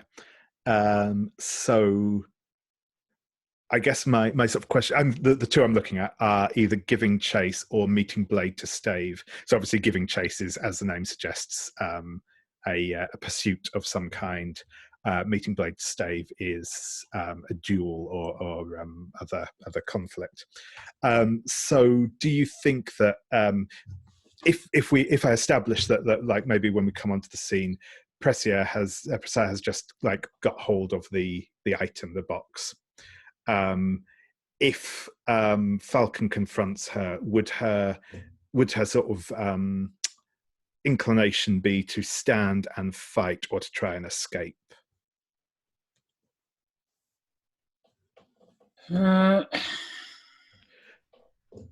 It depends what Falcon's intentions are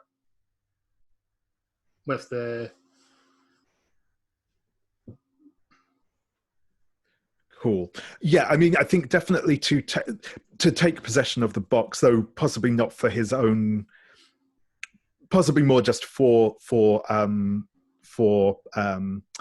Inara at this point, because he's still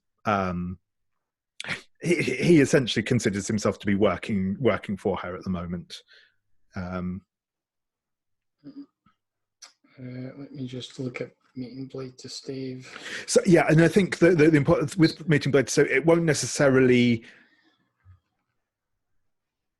I think she'll like stand her ground, because she knows like she knows that your intentions are pretty much the same as hers, and she doesn't want to take the box anyway. So yeah, that's cool. This is just one of those classic cartoon / superhero type things, and it's like, why would we have a sensible conversation about things when we could just have a fight? It's Cool. So yeah, I think in that case, yeah, we will be playing Meeting Blade Stave. So for this one, only me and my chosen partner play. So yeah, that will be Falcon and Prescia. We decide how the two of you came to be standing alone on the edge of violence. So yeah, I think, like I said, I think we obviously we know kind of the broad strokes of how we came to be here. Prescia has obviously managed to find this hidden artifact first, and before we have caught up with her. I think in the immediate thing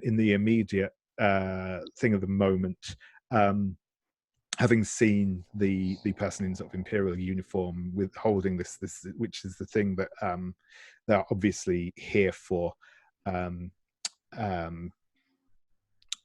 Falcon will have just like leapt into the clearing in a sort of like proper full-on, martial arts film style, sort of spear outstretched, and stopped like just in front of Prescia's face, and sort of said, "Drop it, Imperial. This is my forest, and I'll take that from you."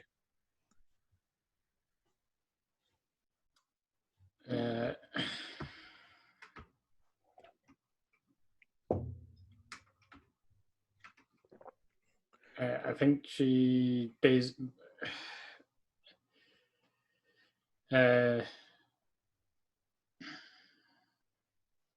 she will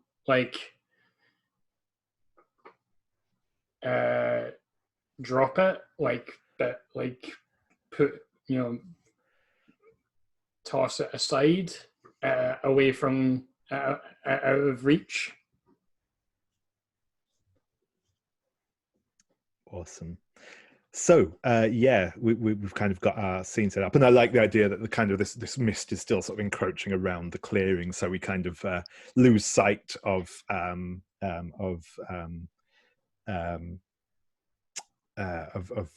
others.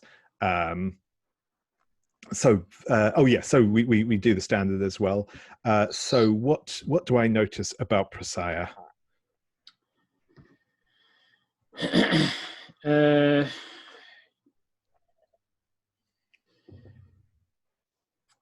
You notice that Prescia is not surprised per se to see you,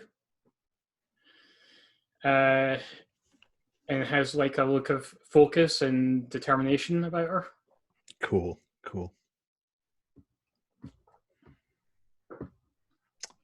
Yeah, and I think the thing that you'll notice about Falcon is even though he's kind of, like I said, yeah, got the point of his spear leveled at Prescia, you can kind of tell in his eyes that he doesn't really want to hurt her. He doesn't have that kind of cold dedication to violence that you might be more accustomed to from sort of members of the Legion. There's a hesitation in him. Cool. So to conduct the duel, we the more experienced combatant begins. If we can't decide which one of that, we throw a coin again. So do you have any? What do you think is? Do you think that's? Do you think that I think it's hard to judge because like she has like military training, and Falcon is probably like self-taught since youth. Yeah, I think in that case I will say it's probably I'll say it's probably Prescia in this case, because I think just based on what we just said, I think that she notices that hesitation in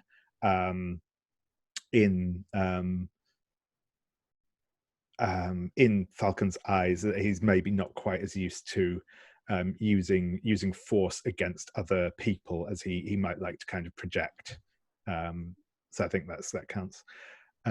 So yeah, we will take turns asking leading questions, as I say, starting with Prescia. At any time after the third leading question, and that's as in 1, 2, 3, but rather than three times each sort of thing. Either of us can choose to ask one of the closing questions instead. Again, when we play, think about the ways our abilities might color the actions we take during the fight. And with the usual thing that if we feel like something is close to but not quite how something would look, feel free to change things around. So yeah, Prescia, if you would like to start.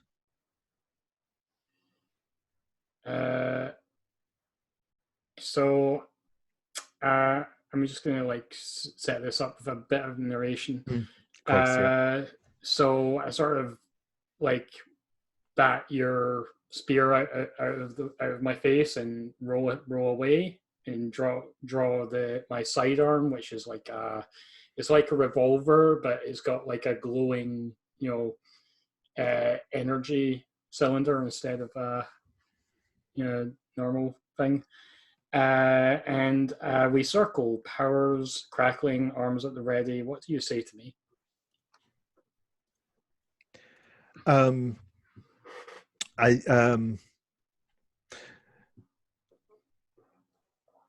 I think Falcon kind of is as he's circling, kind of waiting for that moment of hesitation when he can close the gap, and sort of says,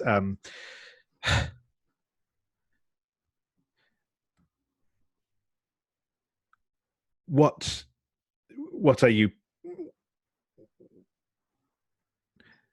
What have you? Sorry, that's not quite. I've gone the wrong direction with that. What I was saying. Yeah. So I think he said, "What are you? What do you hope to achieve with this, Imperial? Why have you come here, and what's so important about this box to you?"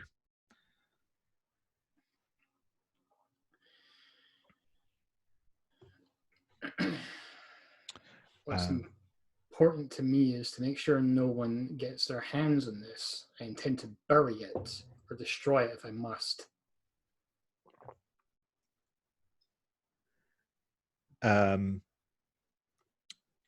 Cool.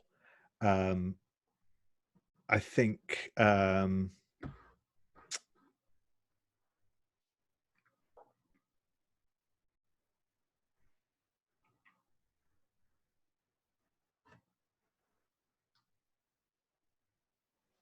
yeah, so I think yeah, I will rephrase this one slightly. So I think as I lunge towards you, I think you maybe fire off a shot of this energy weapon, and the blast of it passes perilously close to my face. Do you cut me, and where? Do I cut you? Is it the question? Yes, yeah. Is do you cut me, and if so, where?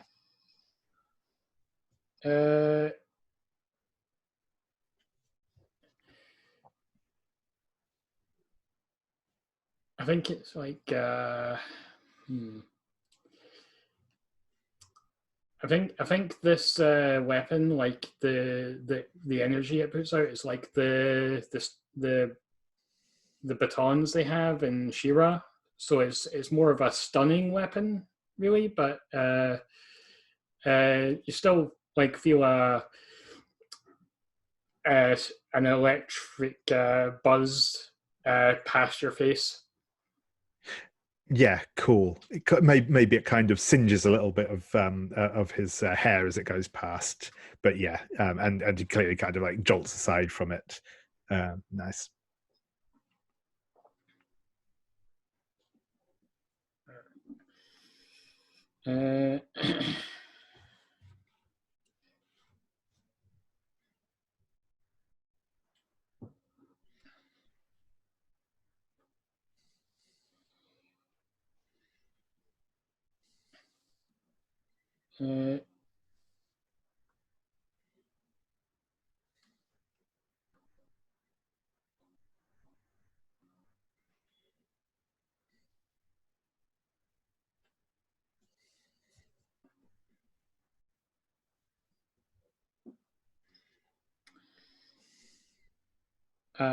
So I think the training that she had is sort of like gun kata almost. So she gets like right up close and is like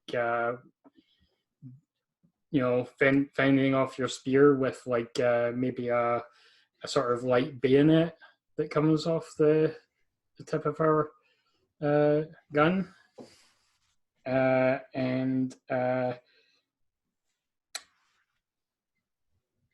I'm launching a sustained attack with my power behind it. Do you give ground readily or grudgingly? Grudgingly, I think. Yeah, he's or I think it's almost like, yeah, he's sort of doing that thing of like trying to keep you at optimum range where you can't quite get a shot off, but you're also not close enough that you can properly bring the bayonet to bear. But it is very much, it's keeping all of his focus trying to hold you off, and he's sort of having to step backwards, and sort of give ground. He's probably being pushed further away from where the box is. Yeah, and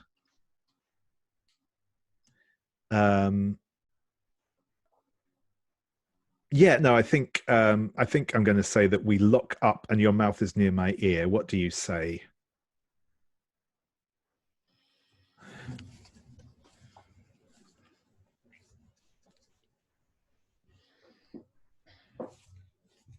What about you? What are you doing here? Why do you want it?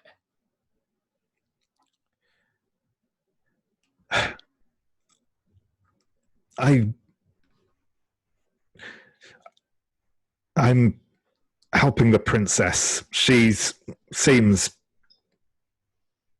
naive but well intentioned. Yeah.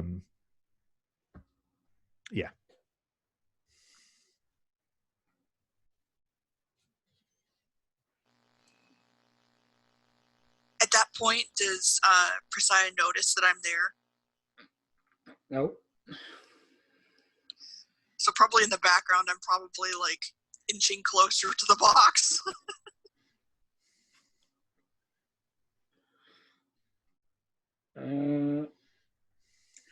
I have a suspicion that our bout is going to be next, Inara.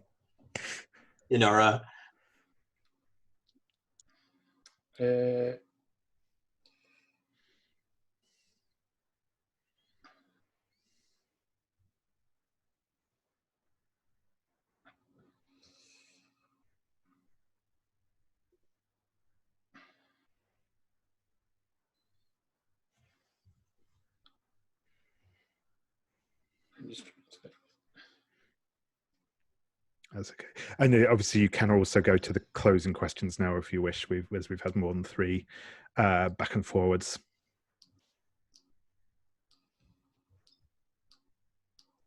You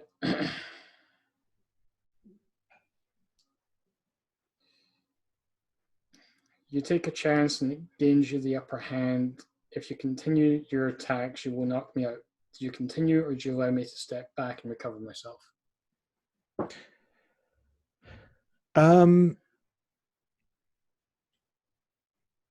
Yeah, so I think yeah, maybe as you've come in close, I think maybe I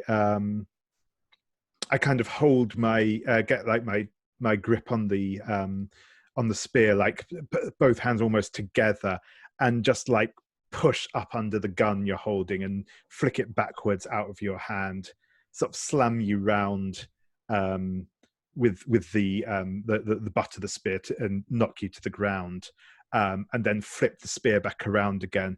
And I think I kind of do that thing where, like, almost like when I sort of first came into the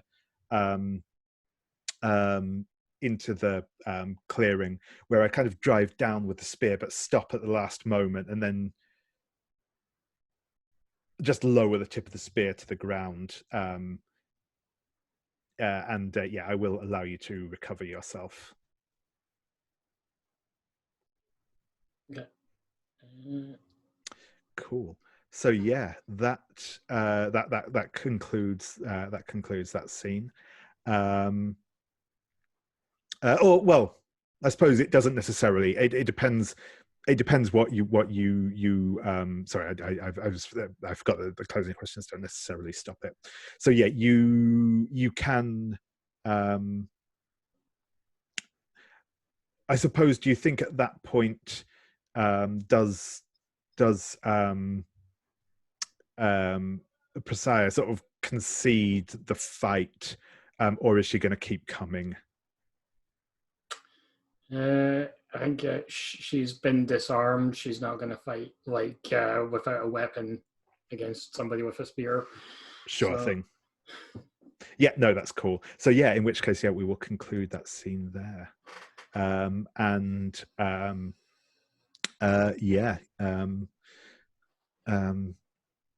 It is it is Esfir's turn to start a game. Oh, the other thing I will point out at this stage, I don't know, it's probably not necessarily going to be the next one we do, but at any point from this point onwards, or in fact from my turn, we technically could have done it. We may now choose to play either all out battle or stand united, both of which will end our session. We don't have to, it's not required, but those are now on the table.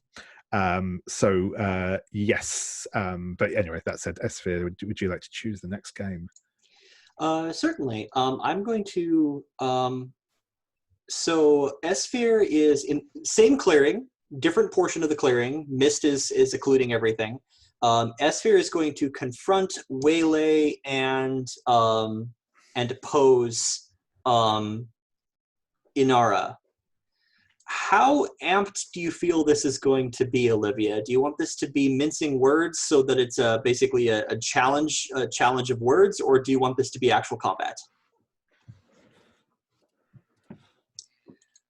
I say let's go for mincing words, because you are a princess of one of the lands that the rebellion does want to ally with. I wouldn't want to threaten you with force. I want to try and convince you of my position. Okay. So I feel like if sort of the mist has sort of, if the sort of we're in a clearing that has mist around it, and maybe the mist is creeping into it, and there seems to be this struggle over the box, and Falcon and Prescia they're fighting over there, but the box is off to the side. Right, and if you're making a motion for it, I think there is a swirl out of the mist, and then I am standing with my staff out between you and the box. Yeah, that makes sense. What do I notice about you?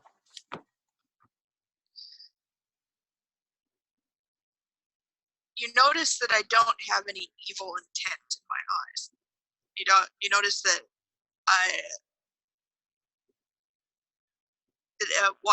that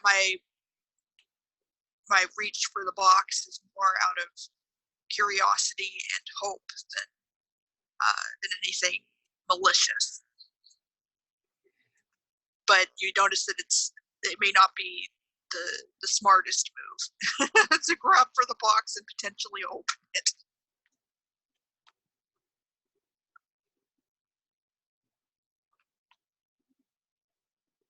And what do I notice about you? I am looking at you.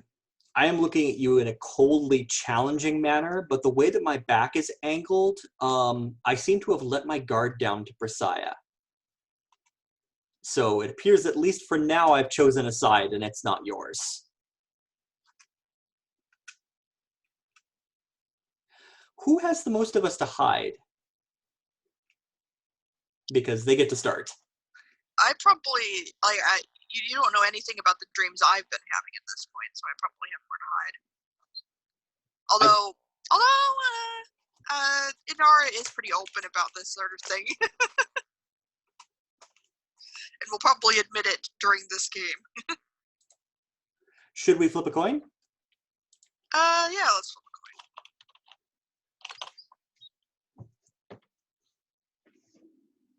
coin. I'm sure Google can flip a coin. Yeah. Okay, so heads it's me, tails it's you. Yep. It is tails. Okay. So okay, let me pick a question.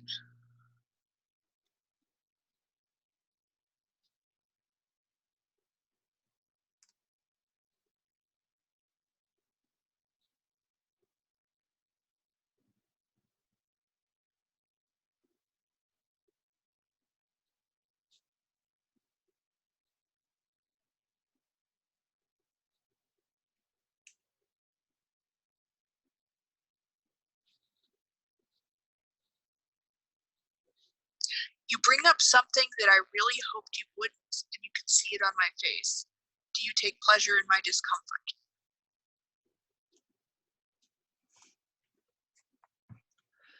All right.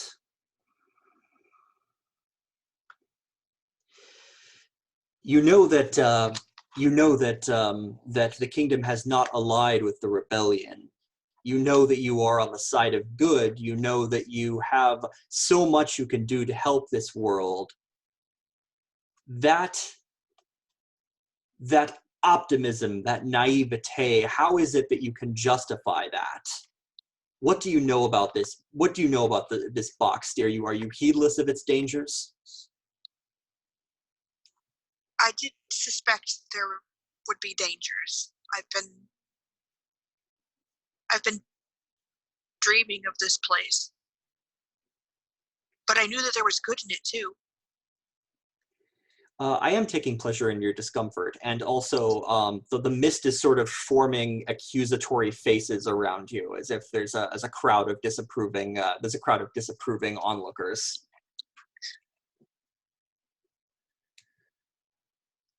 I let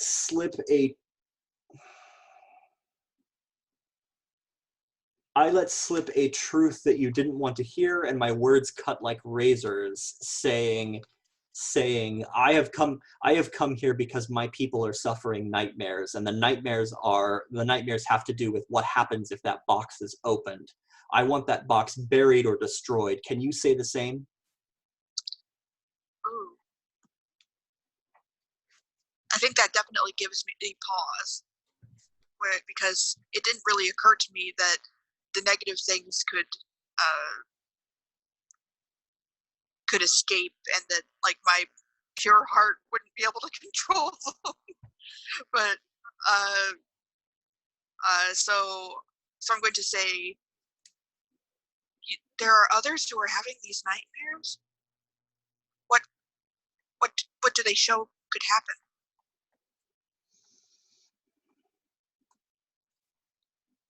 That's interesting.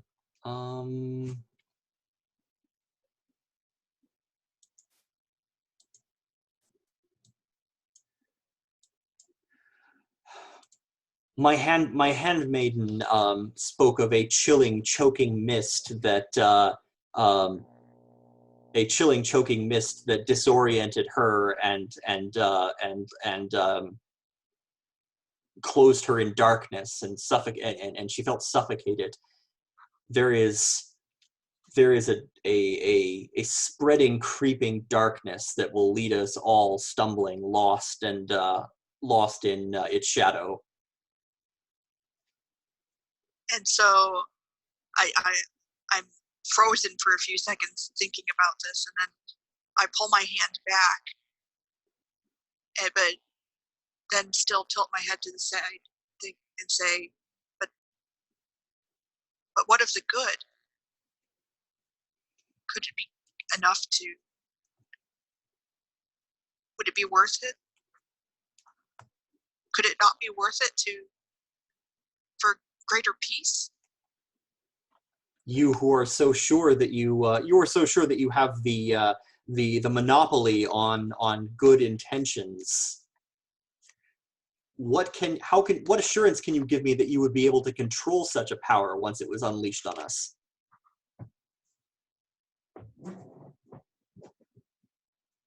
Perhaps you are right that,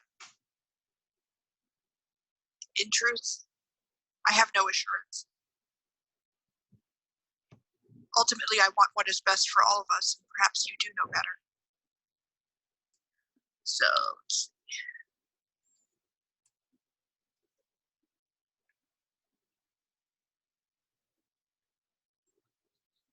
let's say I meet you with understanding and reach to take your hand. May I?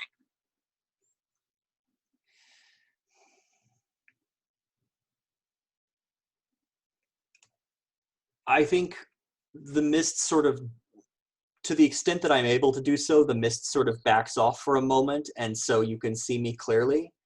And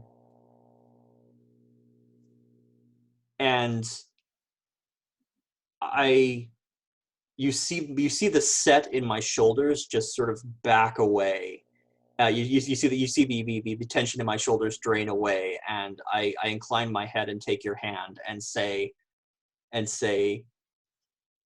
not everything of this world needs to come to light. And scene? Yeah, scene. Awesome. And it's almost the hour, so that's a good place Yeah. to take a break, right? We'll take a break now. Just before we go, I just want to check in with people if my thought is okay. I'm wondering actually, because of like the point we've got into in the story, and we've also established that there is this other Imperial agent or Legion agent in the thing. If maybe we want, like, if we want to move when we get back, if we go on to like our final scene and have these stand united, and all join together to defeat this Legion agent who's here to like abuse the power for evil. It seems like a good moment. I was going to pick that anyway, but yeah. Yeah, that's a good one. Awesome. Yeah. Yeah, I want to know if that box gets opened. Awesome. Cool. So yeah, excellent. So yeah, in which case, yeah, I'll take another. I'll say we'll come back for 5 past, so about 7 minutes or so, and yeah, we'll pick things up there. Cool. Yeah. Welcome back, everyone. So yeah, we will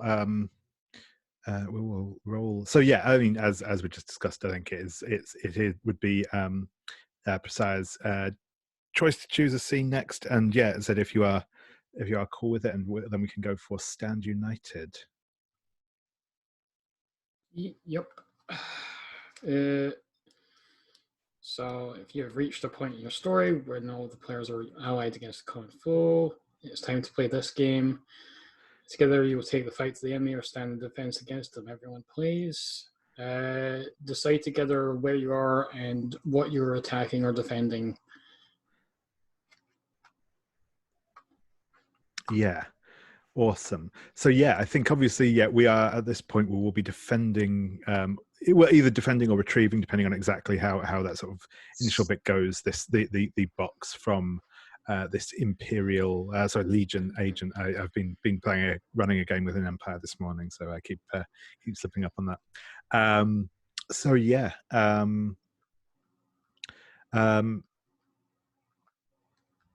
Who do we think is this person? We'll probably assume that they will be backed up by some general minions and stuff as well. But who do we think is the Legion agent that has come here as well in search of the box? Prescia, is it going to be too much anguish for you if it is General Scar? Ooh. I feel like this would be it's not that it would be too much for her, but I think it's maybe like not the sort of thing he would be out to do himself. Maybe somebody who's at about your same rank who has been a rival for General Scar's affection / training. Yeah.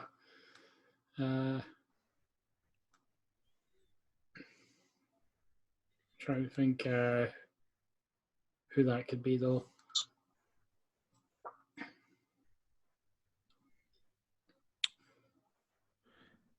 Yeah. I'm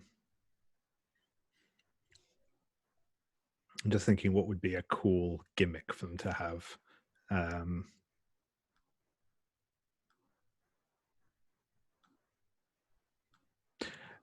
Maybe somebody with some sort of like plant control powers or something.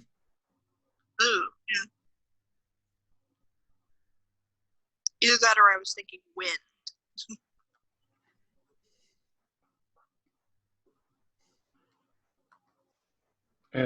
Arboretta, then? Captain Cool. Arboretta. Excellent, excellent.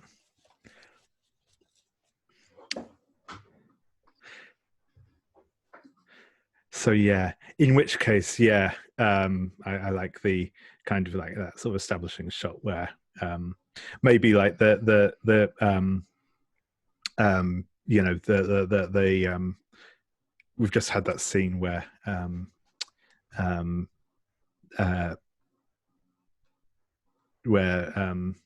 Esfir's taken Inara's hand, and they both kind of their gaze both goes down to the where the box is on the floor, and then like a vine kind of lashes out from the trees and grabs around it and lifts it off of the ground, and you know we hear the kind of classic like cackling laughter as Arboretta you know emerges from the edge of the woods and sort of says, "You fools! You have led me."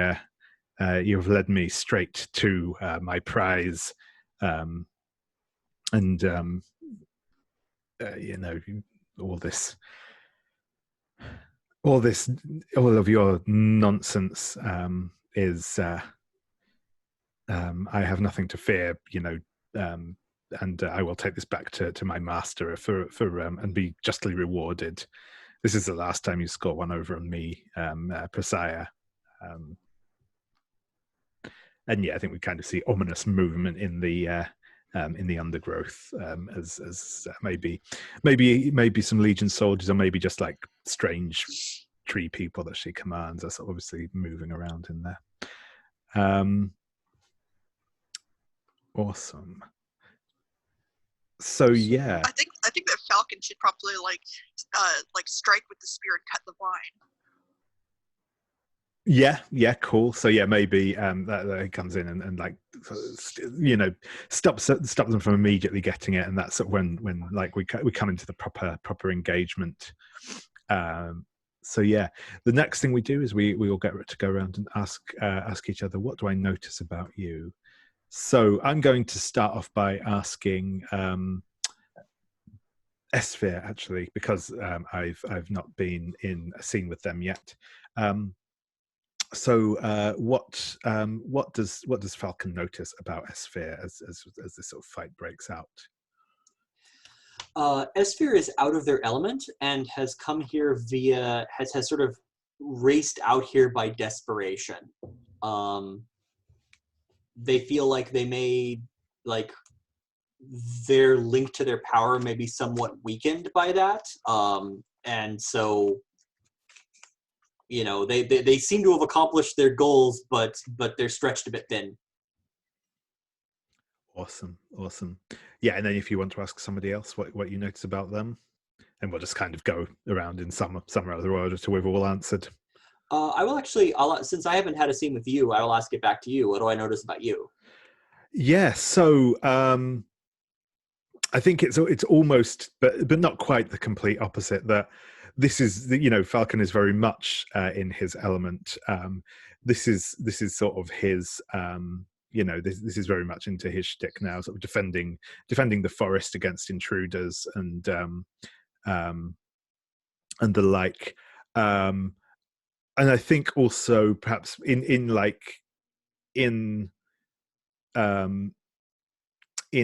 Arboretta's sort of reveal, I think we kind of see that a bit of that hardness come into his eyes that was missing earlier. This is you know clearly a threat who does need to be driven off by force. This is something he knows he knows how to deal with Arboretta in a way that he found more difficult with the more ambiguous Prescia. So yeah, I think we kind of see that resolve come over him maybe.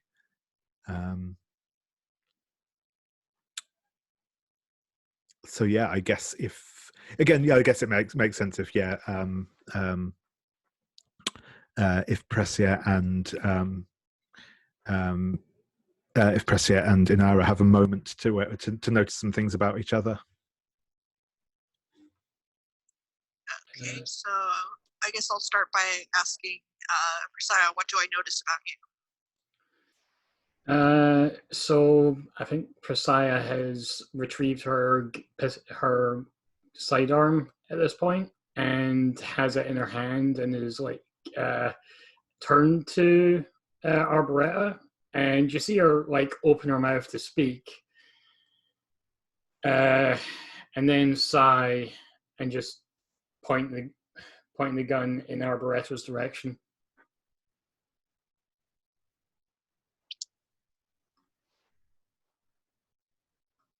It's like you saw her like basically the calculation go through her mind, like she sees ahead to what the conversation would be like and knows that it's pointless.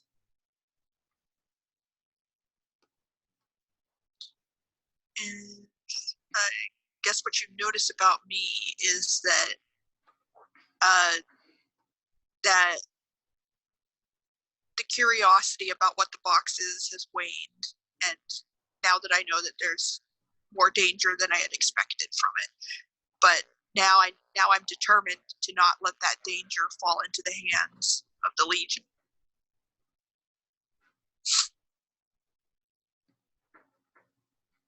Even if it means that the box is destroyed and no one can get anything from it.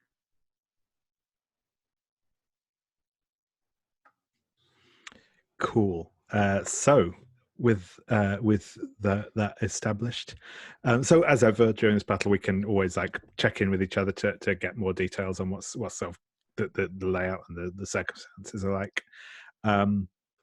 But yeah, so we will start with Prescia on these. So what you do is on your turn, you choose another player's character and give them a challenge from the list on there.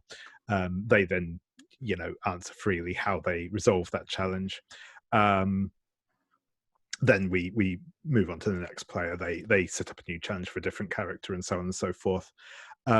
Once we've all had a chance to set a challenge, from that point onwards, anyone can choose one of the endings instead based on how we think things have gone up until this point. We don't have to do that straight away, but until if we go around 3 times, then we automatically have to choose one of the endings. But we probably won't go on quite that long, I would imagine. We'll see. But yeah, so Prescia, would you like to choose the first challenge and who you want to, well, I'd say choose a challenge, doesn't have to be in order or anything like that. Choose one of the challenges and put it to a player, to a character. Right. Because we haven't had a scene together yet, I'm going to ask Inara. I'm feeling conflicted about this fight. Can you inspire me to face it with confidence? How?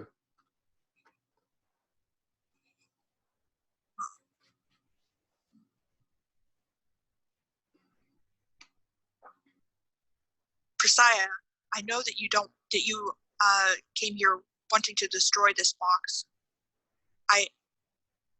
Now I understand why. Can't, even though I know that you have your own you have your own reasons for being part of the Legion, this is beyond all of that. Can't let anyone have it.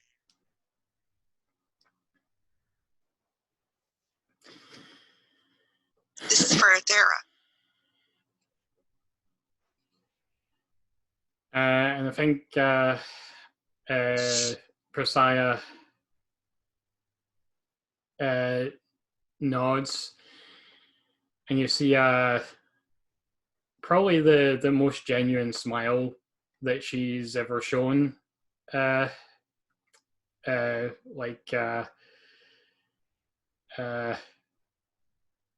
It just comes across her face.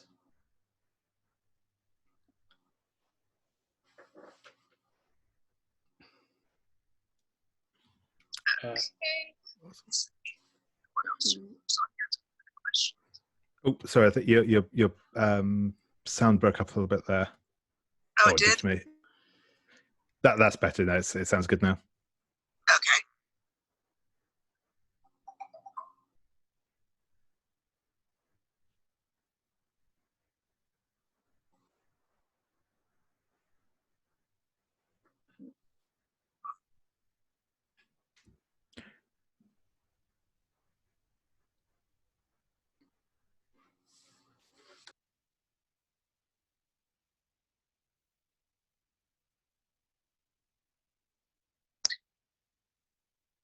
I am captured by nets and slings and brought to my knees. Let's say it's by the vines that have come out and like grab my legs and bring me to the ground. So, do you cut the ties that bind me, and how? Sorry, who was that to? I think that was a bit we lost when. Oh, actually, let's go to Falcon. Yeah, sure thing. So yeah, I think oh yeah, I think maybe for the dramatic irony of it, I think maybe we see kind of these looping vines like snake around and grab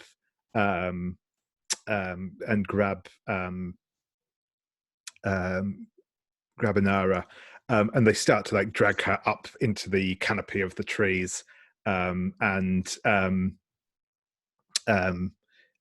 yeah, Falcon like leaps and kind of kicks off one of the trunks, and like slices through the vine with the tip of his spear, and sort of catching Inara in his other arm as he sort of passes and like drops down into like the into a crouch on the forest floor and manages to put her back down to her feet.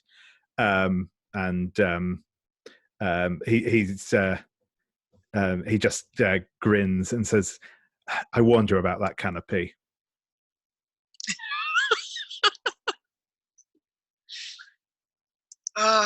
Maybe it's the spirits.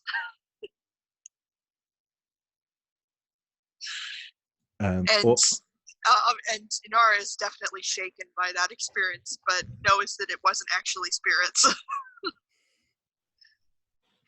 Yeah, awesome. Yeah, so I think which one am I going to go for?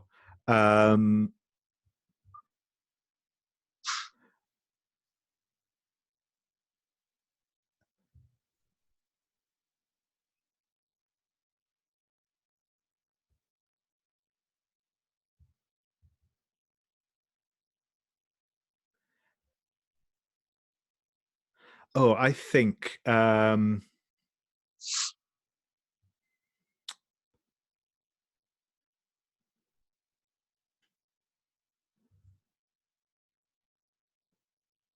actually, I think I'm going to go for that one because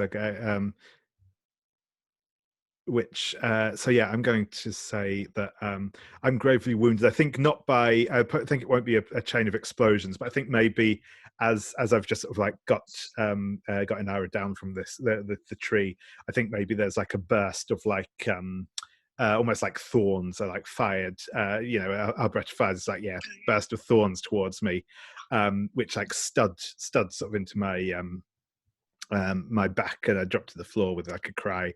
And yeah, I think I'm going to ask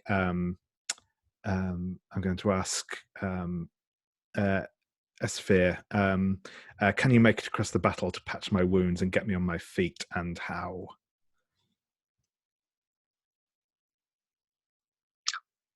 You're muted. Achievement unlocked. I sweep my staff in an arc, and the mist suddenly coalesces into a wall blocking line of sight. And then as that sort of, that doesn't hold for very long, but I stride over to the battlefield, and glowing with starlight, I lay a hand on your shoulder, and you feel the warmth from the light just sort of infuse your wounds. And I say to you, on your feet, Captain. You have a forest to defend. Nice. And yeah, and I think that kind of that Falcon does that thing where he almost like uses his spear like almost like a walking stick to kind of get himself up, but once he's back on his feet again, he kind of tests it out and and sweeps the spear through a couple of like impressive flourishes and says thanks, Princess, and kind of bounds off to engage in some dramatic off-camera exploits.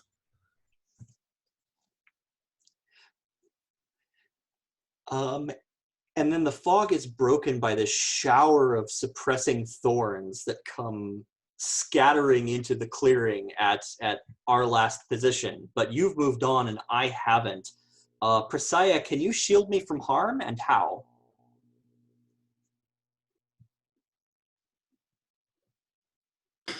I think Prescia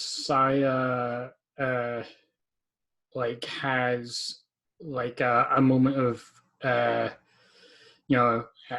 moment of precognition and sees that is about to happen,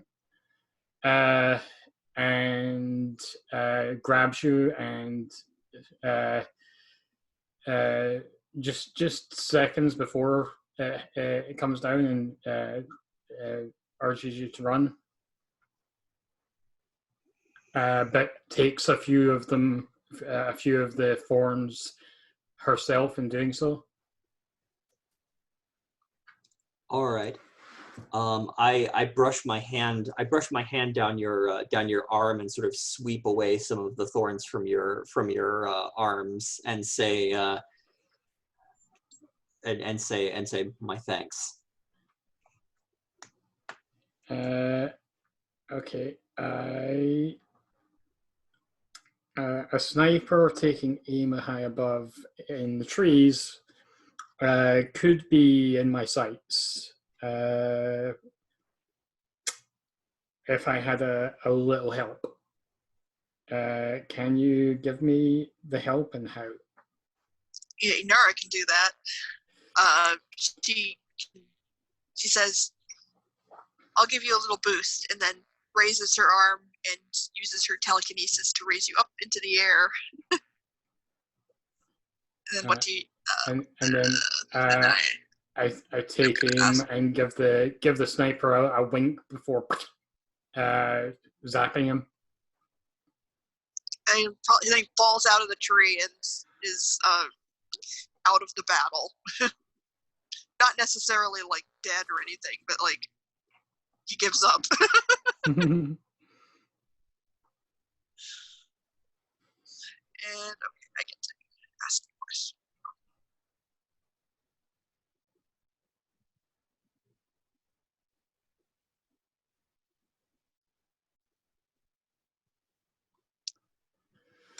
I pull off an incredibly impressive maneuver, weaving destruction with a dancer's grace, and end it with a perfect backflip through a wall of, let's say, not flames, but like vines that are like swirling around in the air. And I managed to elude all of them. And the question is, can you top that, and how? And I asked that to Falcon.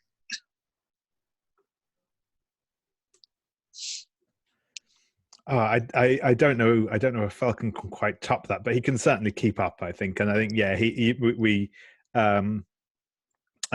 think we kind of get like a. I think maybe he almost like kind of is coming after you, and I think he's sort of like uses the butt of his spear to like vault and like flips over and lands lands sort of maybe back to back with you, fending off the rest of these soldiers that we're sort of engaged with, and Oh, that's great. yeah, and I think he sort of says, yeah, nice nice moves, Princess. We'll make a warden of you yet.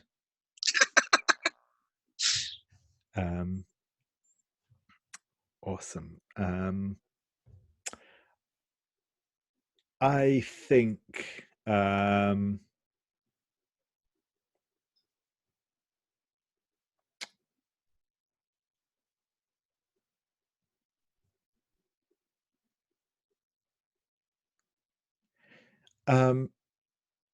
I think actually I'm going to ask this of I'm going to ask this of Prescia. It's finally time for you to enact that ridiculous plan you've been plotting for weeks. What is it? How do I help you? And do I withstand its danger?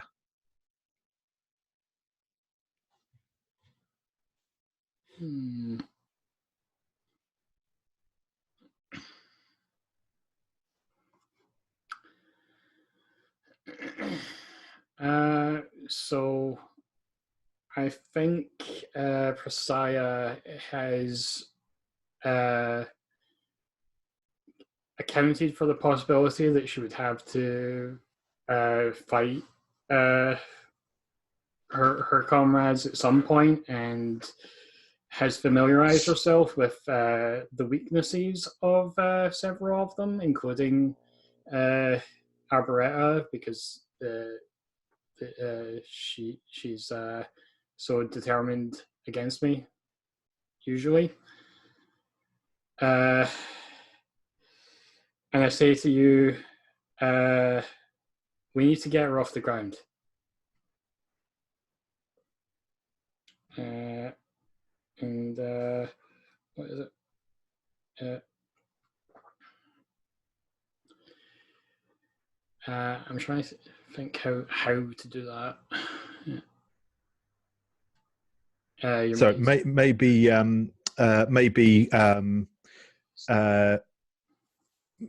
maybe Falcon goes in as a distraction, so that Inara can like telekinetically lift her when she's not expecting it, sort of thing. So yeah, maybe kind of Falcon goes in and is like, yeah, it's a fainting and lunging at her to kind of keep her attention on him, something like that. Okay. Yeah, and then Inara, like from behind where she can't see, lifts her into the air. She's like, "What? What is going on?" And she's like flailing around and like pulls back in the vines and trying to get her wits about her. She's probably going to want to like use one of those vines to like pull herself back onto the ground or onto a tree or something, but she can't get. She's a little disoriented right now.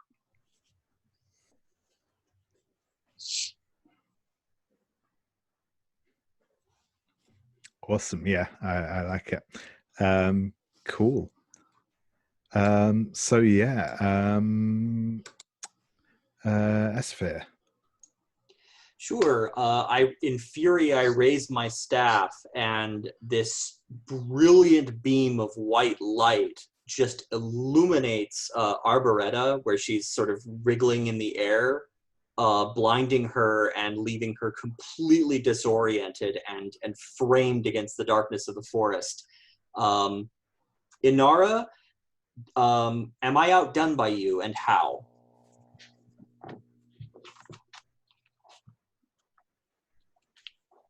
I do not think Inara can beat that. That's pretty cool. So, but I still managed to, like, despite being, like, in awe of that, still managed to keep holding Arboreta into the air. And, but there's, like, this wave of, like a concussive wave from that power. And she's, let's say that she's knocked out. Arboreta's knocked out. and I slowly set her down to the ground, where she's completely unconscious. And then maybe we could tie her up or something in case she wakes up. Although not with vines, she'd be able to control that. And then as soon as you've got her on the ground, I just back on the ground, I just sort of lean against my staff, exhausted.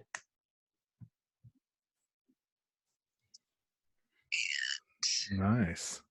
And then at that point, I guess we all turn to the box to see if it's still there. Yeah. And then I'm like, how should we destroy this thing?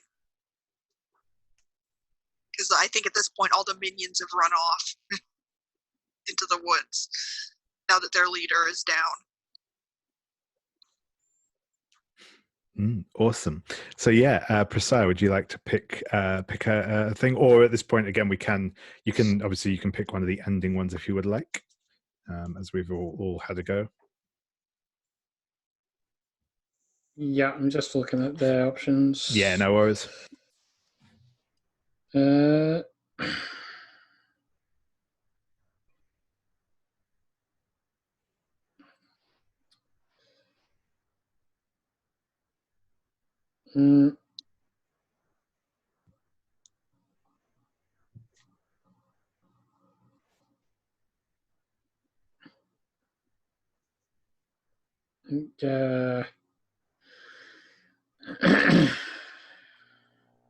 We win the fight and come away reveling in the challenges we overcame. What lesson does each of us carry with us into the future?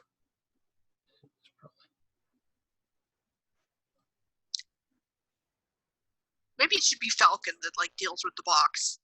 Like maybe all it takes is like the spear. Like the little tendrils of evil sort of just like break, like they just sort of like dissipate. Yeah, cool. I like that. And then the mist begins to dissipate as well. Yeah, I like that, and I think the lesson that Falcon comes away with from this is to like respect and what's the word? Not fear, but respect and we'll just go with respect for now because I can't think of the other word I was looking for. The sort of the power of the princesses and the skills that they have to bring to bear, rather than sort of and what they sort of achieved by working together. I think that's the lesson that he comes away with. Inara has definitely learned a lesson about like not always jumping to the best of conclusions about things, that to always take in all the other sides and before, and not leap before I look into everything.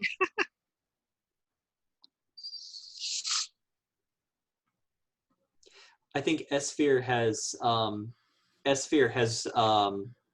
been reassured that while the conflict between the rebellion and the Legion is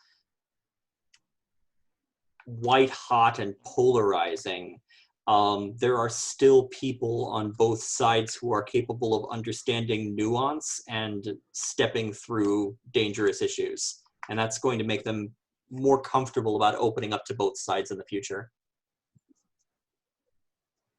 I think Prescia has learned that despite her best efforts, the Legion will never be better than what it is as a greater entity. Awesome. Yeah, that's brilliant. I think that those lessons learned are a nice moment for us to end on. So thank you very much, everyone. That has been a really good fun game. I really enjoyed playing with you all. I am going to stop this recording now. So if this is viewed by anyone, then thank you very much for watching. And yeah.